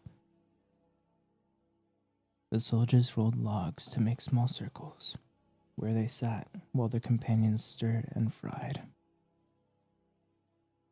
The crown prince's dogs, who had dutifully trotted alongside their master, approached the assassin with wagging tails and lay at her feet. At least someone was glad for her company. Hungry by the time a plate was finally laid in her lap, Selena became a bit more than irritated when the captain did not immediately remove her irons. After giving her a long warning look, he unlocked her chains and clamped them onto her ankles. She only rolled her eyes as she raised a small portion of meat to her lips. She chewed slowly. The last thing she needed was to be sick in front of them. While the soldiers talked amongst themselves, Selena took in their surroundings. She and Cal sat with 5 soldiers. The Crown Prince, of course, sat with Parrington on their own 2 logs far from her. While Dorian had been all arrogance and amusement the previous night, his features were grave as he spoke to the Duke. His entire body seemed tensed, and she didn't fail to notice the way he clenched his jaw when Parrington spoke. Whatever the relationship was, it wasn't cordial. Mid-bite, Selena tore her focus from the prince to study the trees. The forest had gone silent. The ebony hound's ears were erect, though they didn't seem to be bothered by the stillness. Even the soldiers quieted. Her heart skipped a beat. The forest was different here. The leaves dangled like jewels, tiny droplets of ruby, pearl, topaz, amethyst, emerald, and garnet, and a carpet of such riches coated the forest floor around them. Despite the ravages of conquest, this part of Oakwold Forest remained untouched. It still echoed with the remnants of the power that had once given these trees such unnatural beauty. She'd been only 8 when Arobin Hamel, her mentor and the king of the assassins, found her half submerged on the banks of a frozen river and brought her to his keep on the border between Adarlan and Terrasen. While training her to be his finest and most loyal assassin, Arobin had never allowed her to return home to Terrasen. But she still remembered the beauty of the world before the king of Adarlan had ordered so much of it burned. Now there was nothing left for her there, nor would there ever be. Arobin had never said it aloud, but if she'd refused his offer to train her, he would have handed her to those who would have killed her, or worse. She'd been newly orphaned, and even at 8, she knew that a life with Arobin, with a new name that no one would recognize but someday everyone would fear, was a chance to start over. To escape the fate that led her to leap into the icy river that night 10 years ago. "Damned forest," said an olive-skinned soldier in the circle. A soldier beside him chuckled. "The sooner it's burned, the better, I say." The other soldiers nodded, and Selena stiffened. "It's full of hate," said another. "Did you expect anything else?" she interrupted. Cal's hand darted to his sword, as the soldiers turned to her, some of them sneering. "This isn't just any forest," she beckoned with her fork to the woods. "It's Brandon's forest." "My father used to tell me stories about it being full of fairies," a soldier said. "They're all gone now." One took a bite from an apple and said, "Along with those damn wretched fae," another said. "We got rid of them, didn't we?" "I'd watch your tongues," Selena snapped. "King Brandon was fae, and Oakwold is still his. I wouldn't be surprised if some of the trees remember him." The soldiers laughed. "They'd have to be 2,000 years old, them trees," said one. "Fae are immortal," she said. "Trees ain't."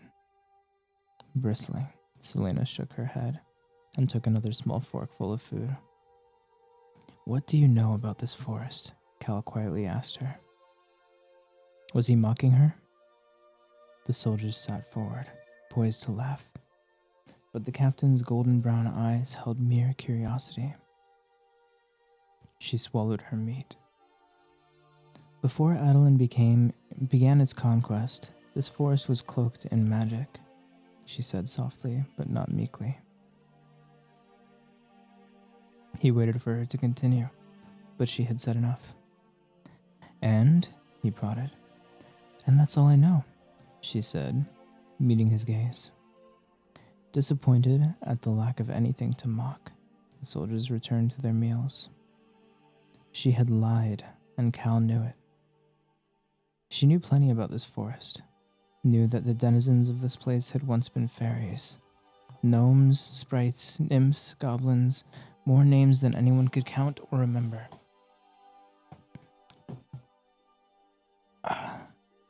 All ruled by their larger, human-like cousins, the immortal Fae, the original inhabitants and settlers of the continent, and the oldest beings in Aurelia.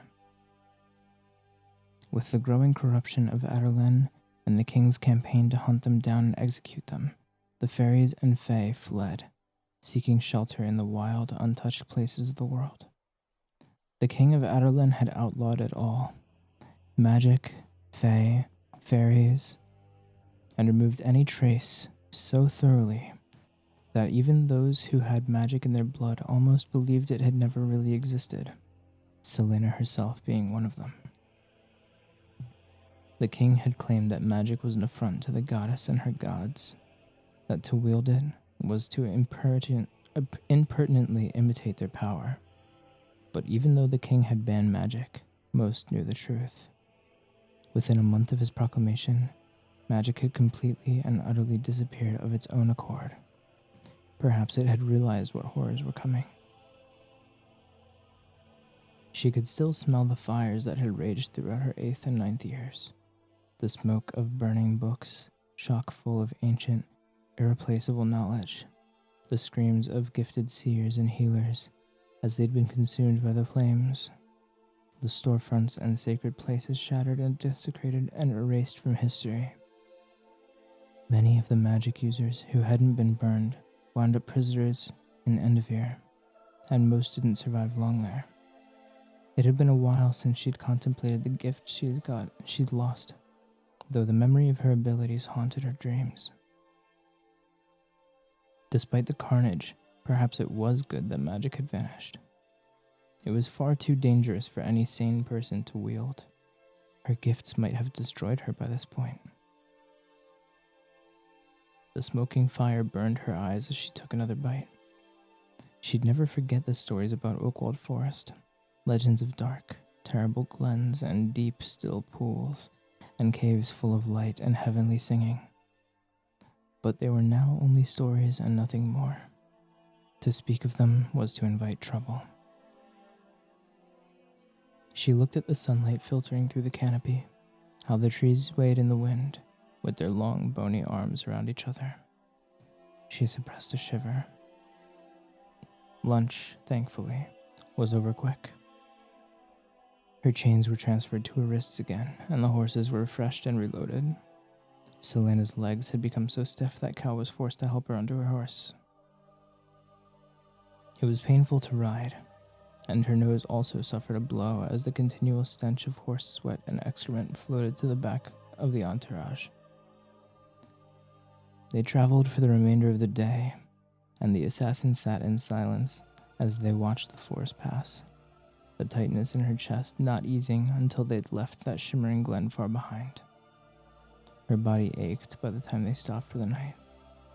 She didn't bother to speak at dinner, nor to care when her small tent was erected, guards posted outside, and she was allowed to sleep, still shackled to one of them. She didn't dream, but when she awoke, she couldn't believe her eyes. Small white flowers lay at the foot of her cot, and many infant-sized footprints led in and out of the tent.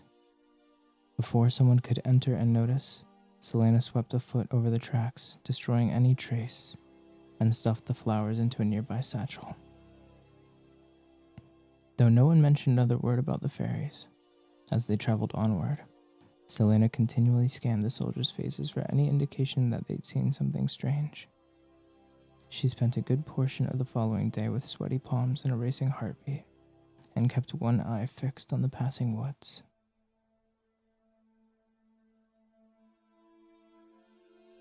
And that's the end of chapter 5. Moving on to chapter 6 after a short sip.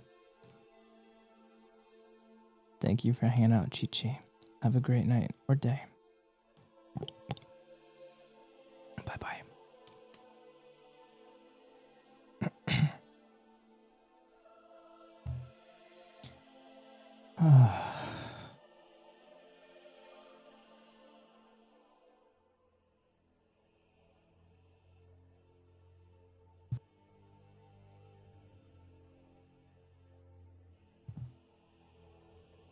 All right, chapter 6. For the next 2 weeks, they traveled down through the continent, the nights becoming colder, the days shorter. Icy rain kept them company for 4 days, during which time Selena was so miserably cold that she contemplated throwing herself into a ravine, hopefully dragging Cal with her.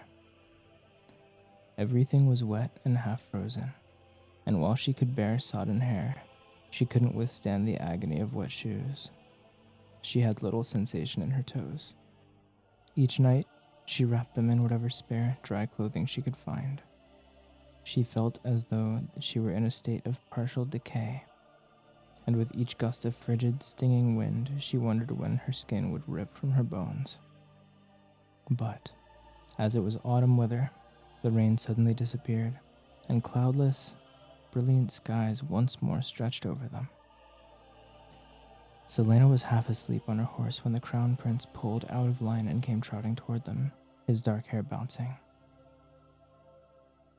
His red cape rose and fell in a crimson wave.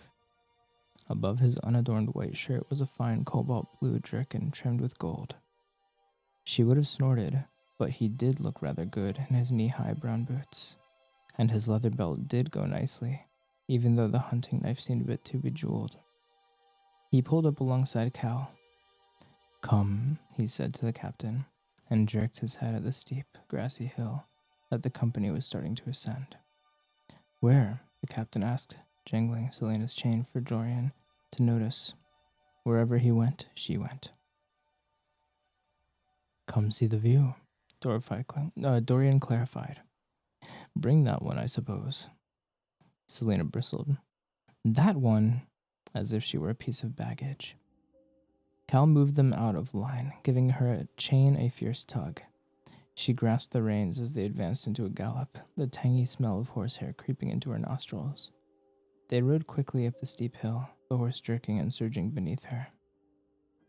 Selena tried not to wince as she slid backward in the saddle.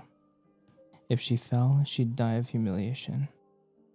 But the setting sun emerged from the trees behind him, and her breath caught in her throat as a spire, then 3, then 6 more appeared, piercing the sky.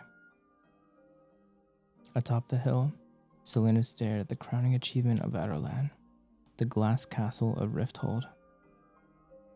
It was gargantuan, a vertical city of shimmering, crystalline towers and bridges, chambers and turrets, domed ballrooms and long, endless hallways. It had been built above the original stone castle and cost a kingdom's wealth to construct. "Yo, what's up, Gallows? Thank you for lurking, May. Maybe I'll see you later." She thought of the first time she'd seen it 8 years ago, cold and still, frozen like the earth beneath her fat pony. Even then, she found the castle tasteless, a waste of resources and talent, its towers reaching into the sky like clawed fingers. She remembered the powder blue cloak that she kept touching, the weight of her fresh curls, the scratch of her stockings against the saddle, how she'd worried about the spot of mud on her red velvet shoes, how she kept on thinking about that man, the man she'd killed 3 days earlier. "One more tower and the whole thing will collapse," the Crown Prince said from his spot on the other side of Cal. The sounds of their approaching party filled the air. "We've still got a few miles left, and I'd rather navigate these foothills in the daylight. We'll camp here tonight." "I wonder what your father will think of her," Cal said. "Oh, he'll be fine. Until she opens her mouth. Then the bellowing and the blustering will begin, and I'll regret wasting the past 2 months tracking her down. But, well, I think my father has more important matters to worry over." With that, the prince moved off. Selena couldn't keep her eyes from the castle. She felt so small, even from far away. She'd forgotten how dwarfing the building was. The soldiers scurried about, lighting fires and raising tents. "You look as if you're facing the gallows, not your freedom," the captain said beside her. She wound and unwound a strap of leather rein around a finger. "It's odd to see it. The city? The city, the castle, the slums, the river." The shadow of the castle grew across the sky like a hulking beast. "I still don't entirely know how it happened." "How were you captured?" "How you were captured?" She nodded. "Despite your visions of a perfect world under an empire, your rulers and politicians are quick to destroy each other. So are assassins, I suppose. You believe one of your kind betrayed you?" "Everyone knew I received the best hires and could demand any payment." She scanned the twisting city streets and the winding glimmer of the river. Were I gone, a vacancy would arise from which they could profit. It might have been one. It might have been many. You shouldn't expect to find honor amongst such company. I didn't say that I did. I never trusted most of them, and I knew they hated me. She had her suspicions, of course. And the one that seemed most likely was a truth that she wasn't yet ready to face. Not now, not ever. Enderveer must have been terrible, Cal said. Nothing malicious or mocking lay beneath his words. Did she dare call it sympathy? Yes, she said slowly. It was. He gave her a look that asked for more. Well, what did she care if she told him? When I arrived, they cut my hair, gave me rags, and put a pickaxe in my hand as if I knew what to do with it. They chained me to the others, and I endured my whippings with the rest of them. But the overseers had been instructed to treat me with extra care, and took the liberty of rubbing salt into my wounds, salt I mined, and whipped me often enough so that some of the gashes never really closed. It was through the kindness of a few prisoners from Isleway that my wounds didn't become infected. Every night, one of them stayed up the hours it took to clean my back. Hello, Sketching Zombie. Yes, it is storytelling ASMR. Welcome in. We're reading Throne of Glass by Sarah J. Maas. Cal didn't reply, and only glanced at her before dismounting. Had she been a fool to tell him something so personal? He didn't speak to her again that day, except to bark commands. Selena awoke with a gasp, a hand on her throat, cold sweat sliding down her back and pooling in the hollow between her mouth and chin. She'd had the nightmare before, that she was lying in one of those mass graves in Enderveer. And when she tried to pull herself from the tangle of rotting limbs, she'd been dragged down into a pile 20 bodies deep.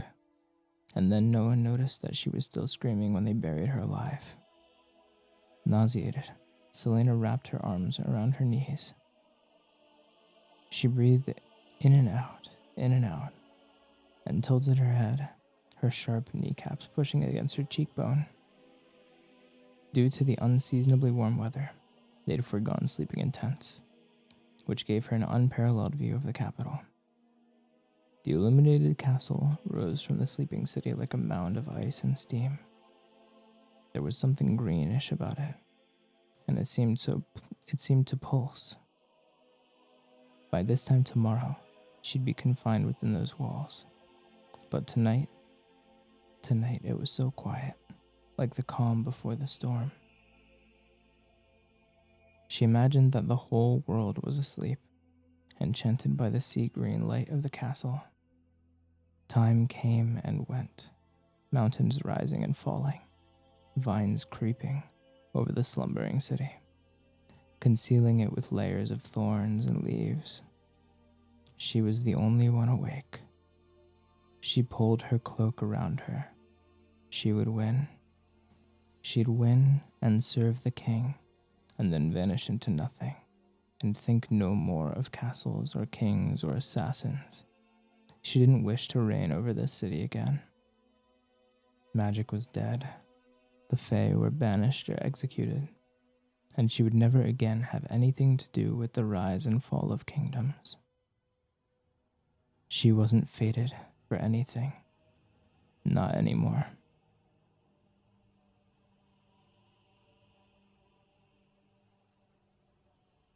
A hand upon his sword, Dorian Havillard watched the assassin from his spot on the other side of the sleeping company. There was something sad about her, sitting so still with her legs against her chest, the moonlight coloring her hair silver. No bold, swaggering expressions strutted across her face as the glow of the castle rippled in her eyes. He found her beautiful, if a bit strange and sour. It was something in the way that her eyes sparked when she looked at something lovely in the landscape. He couldn't understand it. She stared at the castle unflinchingly, her form silhouetted against the blazing brightness that sat on the edge of the Avery River. Clouds gathered above them, and she raised her head. Through a clearing in the swirling mass, a cluster of stars could be seen. He couldn't help thinking that they gazed down at her. No. He had to remember that she was an assassin with the blessing of a pretty face and sharp wits. She washed her hands with blood and was just as likely to slit his throat as offer him a kind word. And she was his champion. She was here to fight for him and for her freedom, and nothing more. He lay down, his hand still upon his sword, and fell asleep. Still, the image haunted his dreams throughout the night. A lovely girl gazing at the stars, and the stars who gazed back.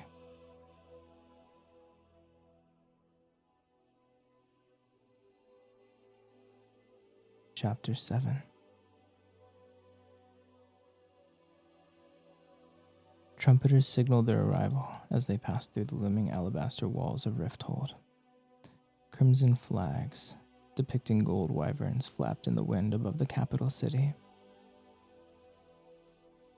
The cobblestone streets were cleared of traffic, and Selena, unchained, dressed, painted, and seated in front of Cal, frowned as the odor of the city met her nose.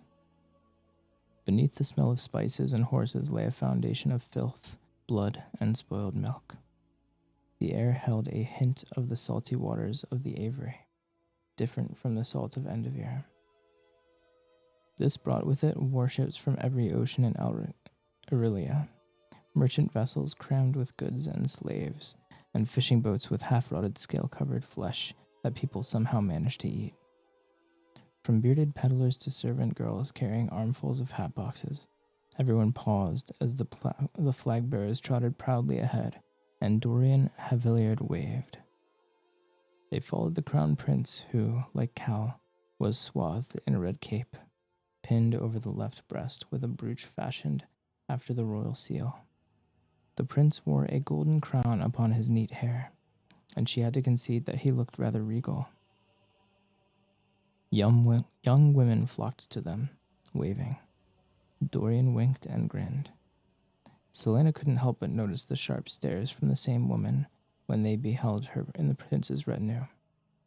She knew how she appeared, seated atop a horse like some prize lady being brought to the castle.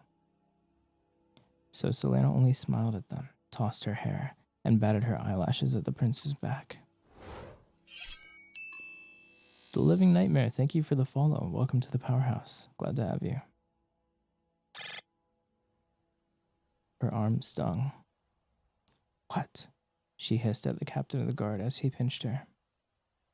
You look ridiculous, he said through his teeth, smiling at the crowd. She mirrored his expression. They're ridiculous. Be quiet and act normally. His breath was hot on her neck. I should jump from the horse and run, she said, waving at a young man who gaped at what he thought was a court lady's attention. I'd vanish in an instant. Yes, he said. You'd vanish with 3 arrows buried in your spine. Such pleasant talk. They entered the shopping district, where the crowd swelled beneath between the trees lining the broad avenues of white stone. Welcome in, Kai-Hope. Yeah, feel free to fall asleep to me. Curl up with me. The glass storefronts were nearly invisible beyond the crowd, but a ravenous sort of hunger arose in her as they passed shop after shop. Each window displayed dresses and tunics, which stood proudly behind lines of sparkling jewelry and broad-rimmed hats clumped together like bouquets of flowers. Above it all, the glass castle loomed, so high she had to tilt her head back to see the uppermost towers. Why had they chosen such a long and inconvenient route? Did they really wish to parade about? Selena swallowed. There was a break in the buildings, and sails spread like moths' wings greeted them as they turned onto the avenue along the Avery. Ships sat docked along the pier, a mess of rope and netting with sailors calling to each other, too busy to notice the royal procession. At the sound of a whip, her head snapped to the side. Slaves staggered down the gangplank of a merchant ship. a mix of conquered nations bound together. Each of them had the hollow, raging face she'd seen so many times before. Most of the slaves were prisoners of war, rebels who survived the butchering blocks and endless lines of Adolan's armies.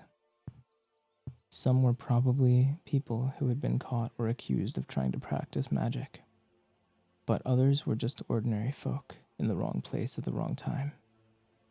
Now that she noticed, there were countless chained slaves working the docks, lifting and sweating, holding parasols and pouring water, eyes on the ground or the sky, never on what was before them.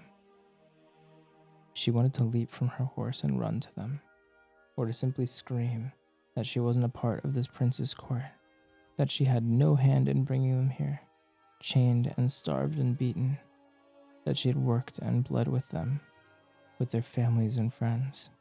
She was not like these monsters that destroyed everything. That she had done something nearly 2 years ago, when she had freed almost 200 slaves from the pirate lord. Even that, though, wasn't enough. The city was suddenly separate, ripped from her. People still waved and bowed, cheering and laughing, throwing flowers and other nonsense before their horses. She had difficulty breathing. Sooner than she would have liked, the iron and glass gate of the castle appeared. Latticework doors opened, and a dozen guards flanked the cobblestone path that led through the archway. Spears erect, they held rectangular shields, and their eyes were dark beneath bronze helmets. Each wore a red cape. Their armor, while tarnished, was well crafted from copper and leather. Beyond the archway sloped a road, lined with trees of gold and silver. Glass lampposts sprouted up between the hedges bordering the path. The sounds of the city vanished as they passed under another arch, this one made of sparkling glass, and then the castle rose before them. Cal sighed as he dismounted in the open courtyard. Hands pulled Selena from the saddle and set her on wobbly legs. Glass gleamed everywhere, and a hand clamped on her shoulder. Stable boys quietly and quickly led her horse away. Cal pulled her to his side, keeping a firm grip on her cloak as the crown prince approached. 600 rooms, military and servants' quarters, 3 gardens, a game park, and stables on either side, said Dorian, staring at his home. Who could ever need so much space? She managed a weak smile, a bit baffled by his sudden charm. I don't know how you can sleep at night with only a wall of glass keeping you from death. She glanced up, but quickly lowered her focus to the ground. She wasn't afraid of heights, but the thought of being so high up with nothing but glass to protect her made her stomach clench. Then you're like me, Dorian chuckled. Thank the gods I gave you rooms in the stone castle. I'd hate for you to be uncomfortable. Deciding that scowling at him wouldn't be the wisest decision, Selena looked instead toward the massive castle gates. The doors were made of cloudy red glass, gaping at her like the mouth of a giant. But she could see the interior was made of stone, and it seemed to her that the glass castle had been dropped on top of the original building. What a ridiculous idea, a castle made of glass.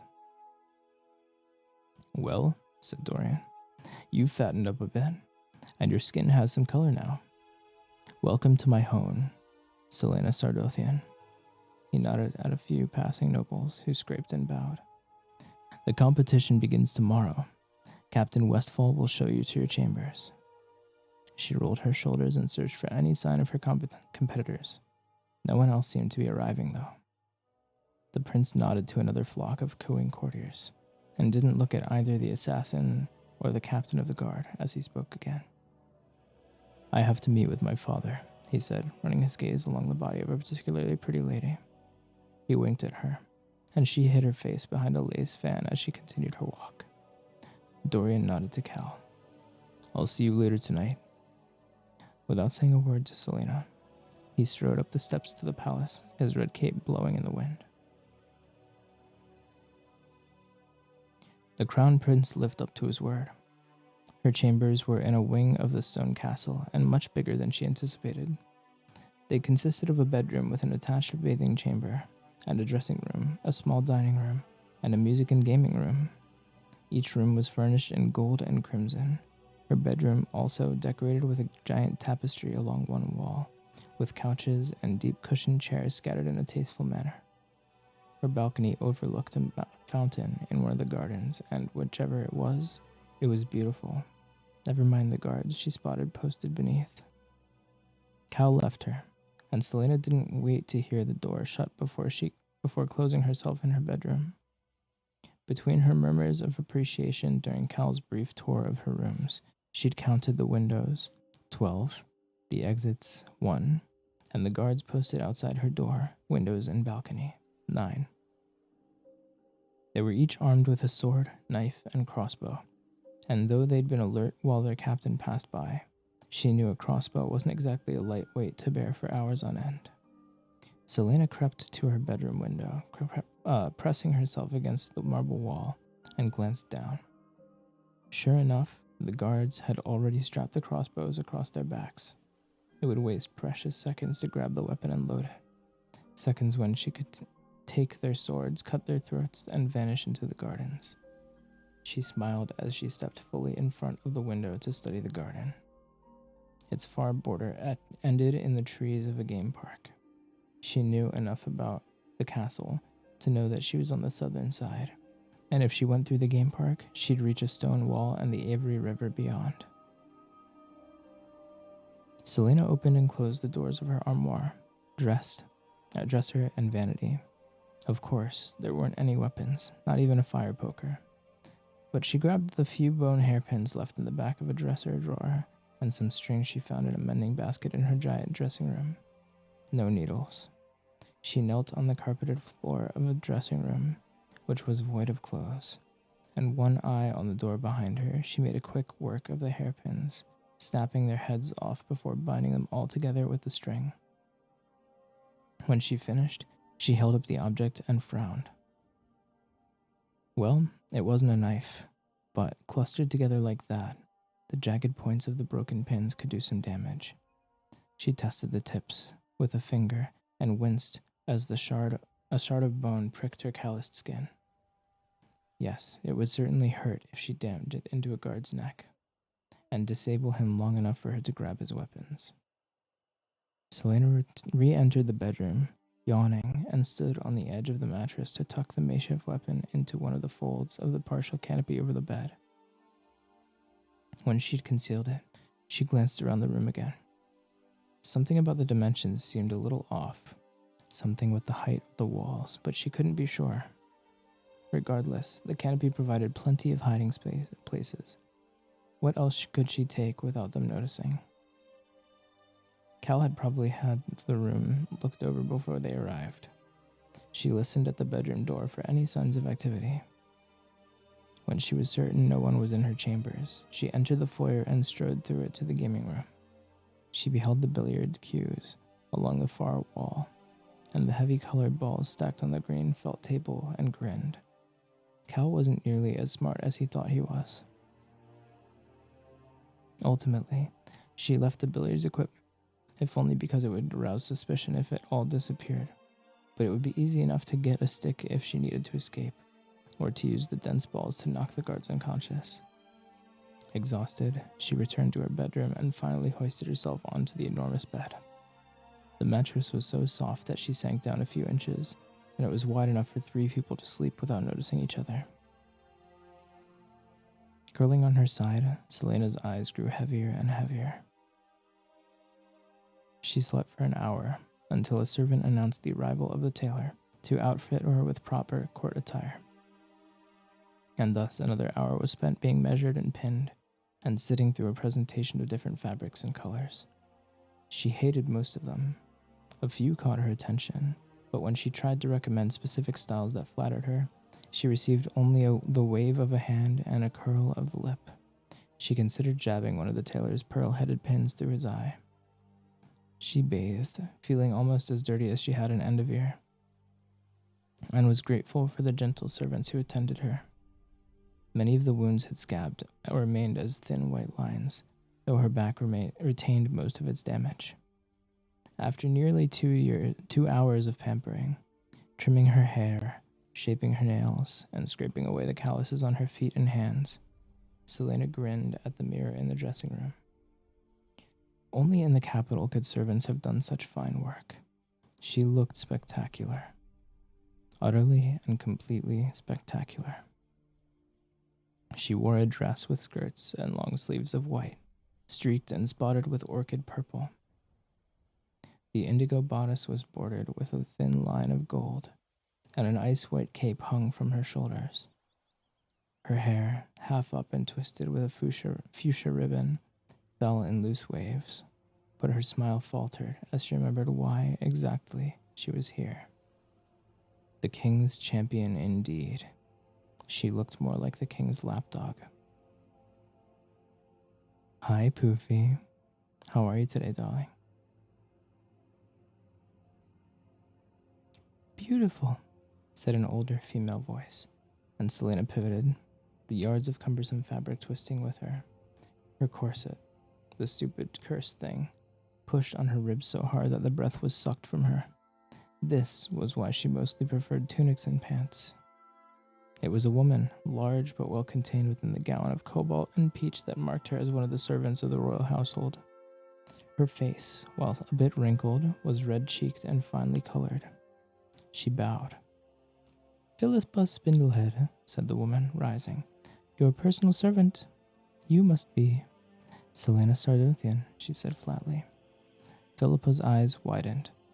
Keep that to yourself, miss, she whispered. I'm the only one who knows. And the guards, I suppose. Then what do people think about all my guards? She asked. Philippa approached, ignoring Selena's glower, as she adjusted the folds of the assassin's gown, fluffing them in the right places. Oh, the other champions have guards outside their rooms too. Or people just think you're another lady friend of the prince. Another? Philippa smiled, but kept her eyes upon the dress. He has a big heart, His Highness. Selena wasn't at all surprised. A favorite with women. It's not my place to speak about His Highness, and you should mind your tongue too. I'll do as I please. She surveyed the withered face of her servant. Why send such a soft woman to serve her? She'd overpower her in a heartbeat. Then you'll find yourself back in those mines, puppet. Philippa put a hand on her hip. Oh, don't scowl. You'll ruin your face when you look like that. She reached to pinch Selena's cheek, and Selena pulled away. Are you mad? I'm an assassin, not some court idiot. Philippa clucked. You're still a woman, and so long as you're under my charge, you'll act like one, or word help me. Selena blinked, then slowly said, You're awfully bold. I hope you don't act like this around court ladies. Ah, there was surely a reason why I was assigned to attend you. You understand what my occupation entails, don't you? No disrespect, but this sort of finery is worth far more than seeing my head roll on the ground. Selena's upper lip pulled back from her teeth as the servant turned from the room. Don't make such a face, Philippa called over her shoulder. It squishes that little nose of yours. Selena could only gape as the servant woman shuffled away. The Crown Prince of Adolan stared at his father unblinkingly, waiting for him to speak.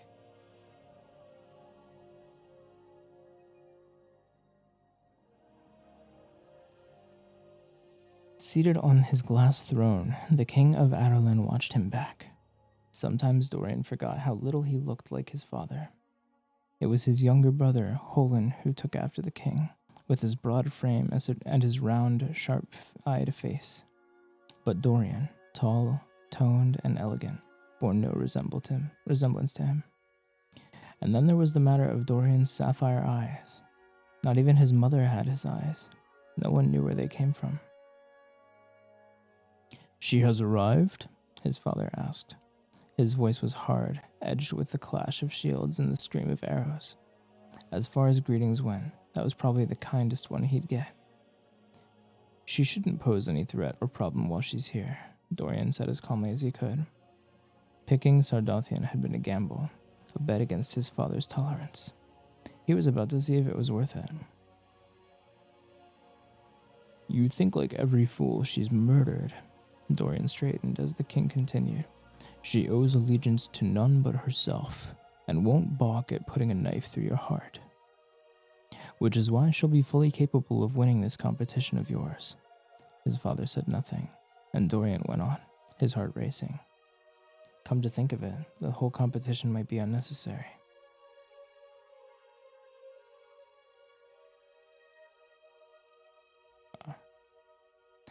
You say that because you're afraid of losing good coin. If only his father knew that he hadn't just ventured to find a champion to win gold, but also to get out, to get away from him for as long as he could manage. Dorian steeled his nerve, remembering the words he'd been brooding over for the entire journey from Enderveer. I guarantee she'll be able to fulfill her duties. We truly don't need to train her. I've told you already, it's foolish to have this competition at all. If you do not mind your tongue, I'll have her use you for practice.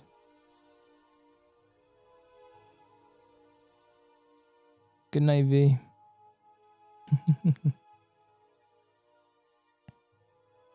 And then what?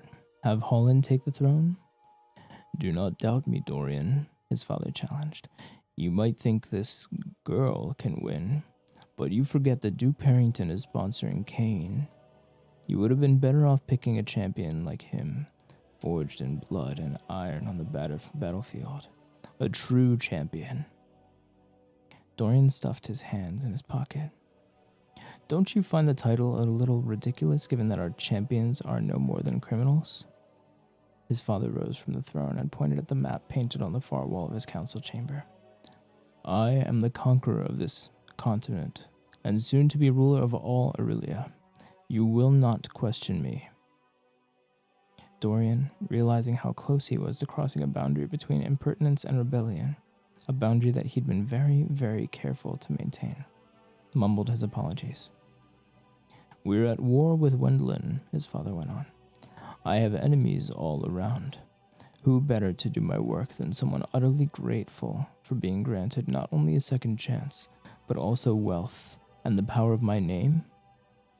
The king smiled when Dorian didn't reply. Dorian tried not to flinch as his father studied him. Parrington tells me that you behaved yourself well on this trip. Rorgi, thank you for the head rub. Good luck to you. I remembered where I found you from. You found me on TikTok, right? I'm pretty sure that's the first time I've seen your name.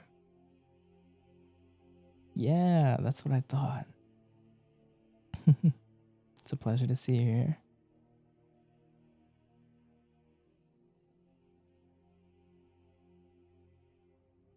With Parrington as a watchdog, I couldn't do otherwise. I'll not have some peasant woman banging on the gate, wailing that you've broken her heart. Dorian's face colored, but he did not drop his father's stare. I've toiled too hard and long to establish my empire. You will not complicate it with illegitimate heirs. Marry a proper woman, then dally as you will after you give me a grandson or two. When you are king, you will understand consequences. Oh, I'm glad you're enjoying my voice. Thank you for the kind words. When I'm king, I won't declare control over Terrasen through thin claims of inheritance. Cal had warned him to watch his mouth when speaking to his father, but when he spoke to him like that, as if he were a pampered idiot. Even if you offered them self-rule, those rebels would mount your head on a pike before the gates of Orinth. Perhaps alongside all my illegitimate heirs if I'm so fortunate. The king gave him a poisonous smile. My silver-tongued son. They watched each other in silence before Dorian spoke again. Perhaps you should consider our difficulty in getting past Wendlin's naval defenses to be a sign that you should stop playing at being God. Playing? The king smiled, his crooked teeth glowing yellow in the firelight. I am not playing, and this is not a game. Dorian's shoulders stiffened. Though she may look pleasant, she's still a witch. You are to keep your distance, understood? Good night, Mickey. Or goodbye, I should say. I'll see you again soon, I hope. Who? The assassin? She's dangerous, boy, even if you're sponsoring her. She wants one thing and only one thing. Don't think she won't use you to get it. If you court her, the consequences will not be pleasant. Not from her, and not from me. And if I condescend to associate with her, what would you do, father? Throw me in the mines as well? His father was upon him before Dorian could brace himself. The back of the king's hand connected with Dorian's cheek, and the prince staggered but regained his countenance. His face throbbed, stinging so badly he fought to keep his eyes from watering. Son or no son, the king snarled, I am still your king.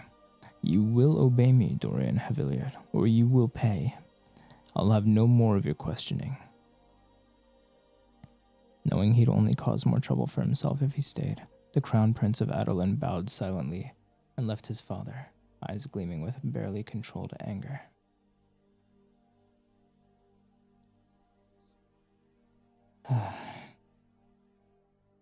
And that's the end of the chapter.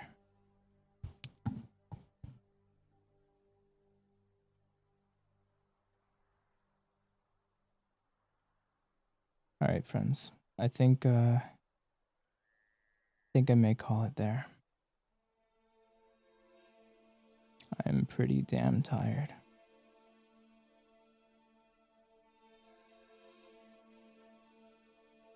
All right, let me see who we can raid.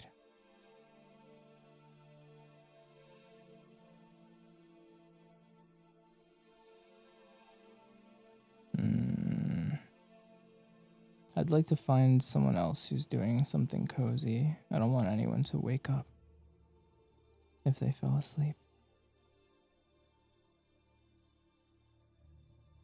I'd raid Whimsies, but she's not really gonna be live for much longer. For y'all if you would like, but those are the two I can recommend. I've seen Siri work the most and Siri be the most. She usually caps her streams at 4 hours and she's at 3.5. We could do... Ah, yes. I like that. I like that. Okay. We're gonna raid Kiri ASMR.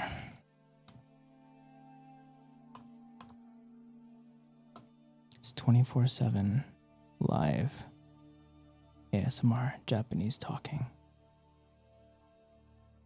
I think they have follower-only chat. Don't forget to join the Discord if you haven't. Check out my socials if you'd like to.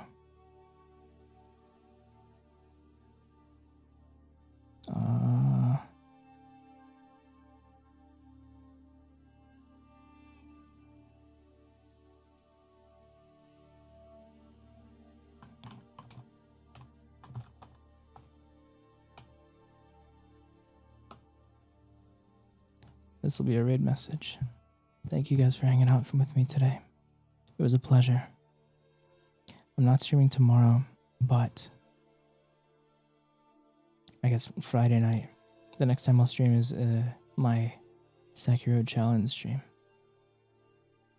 And I'm very much looking forward to it. I think it's going to be a really fun time. I am going to get some rest. And I hope you all have lovely days or nights, whatever time it is for you. Until next time, friends.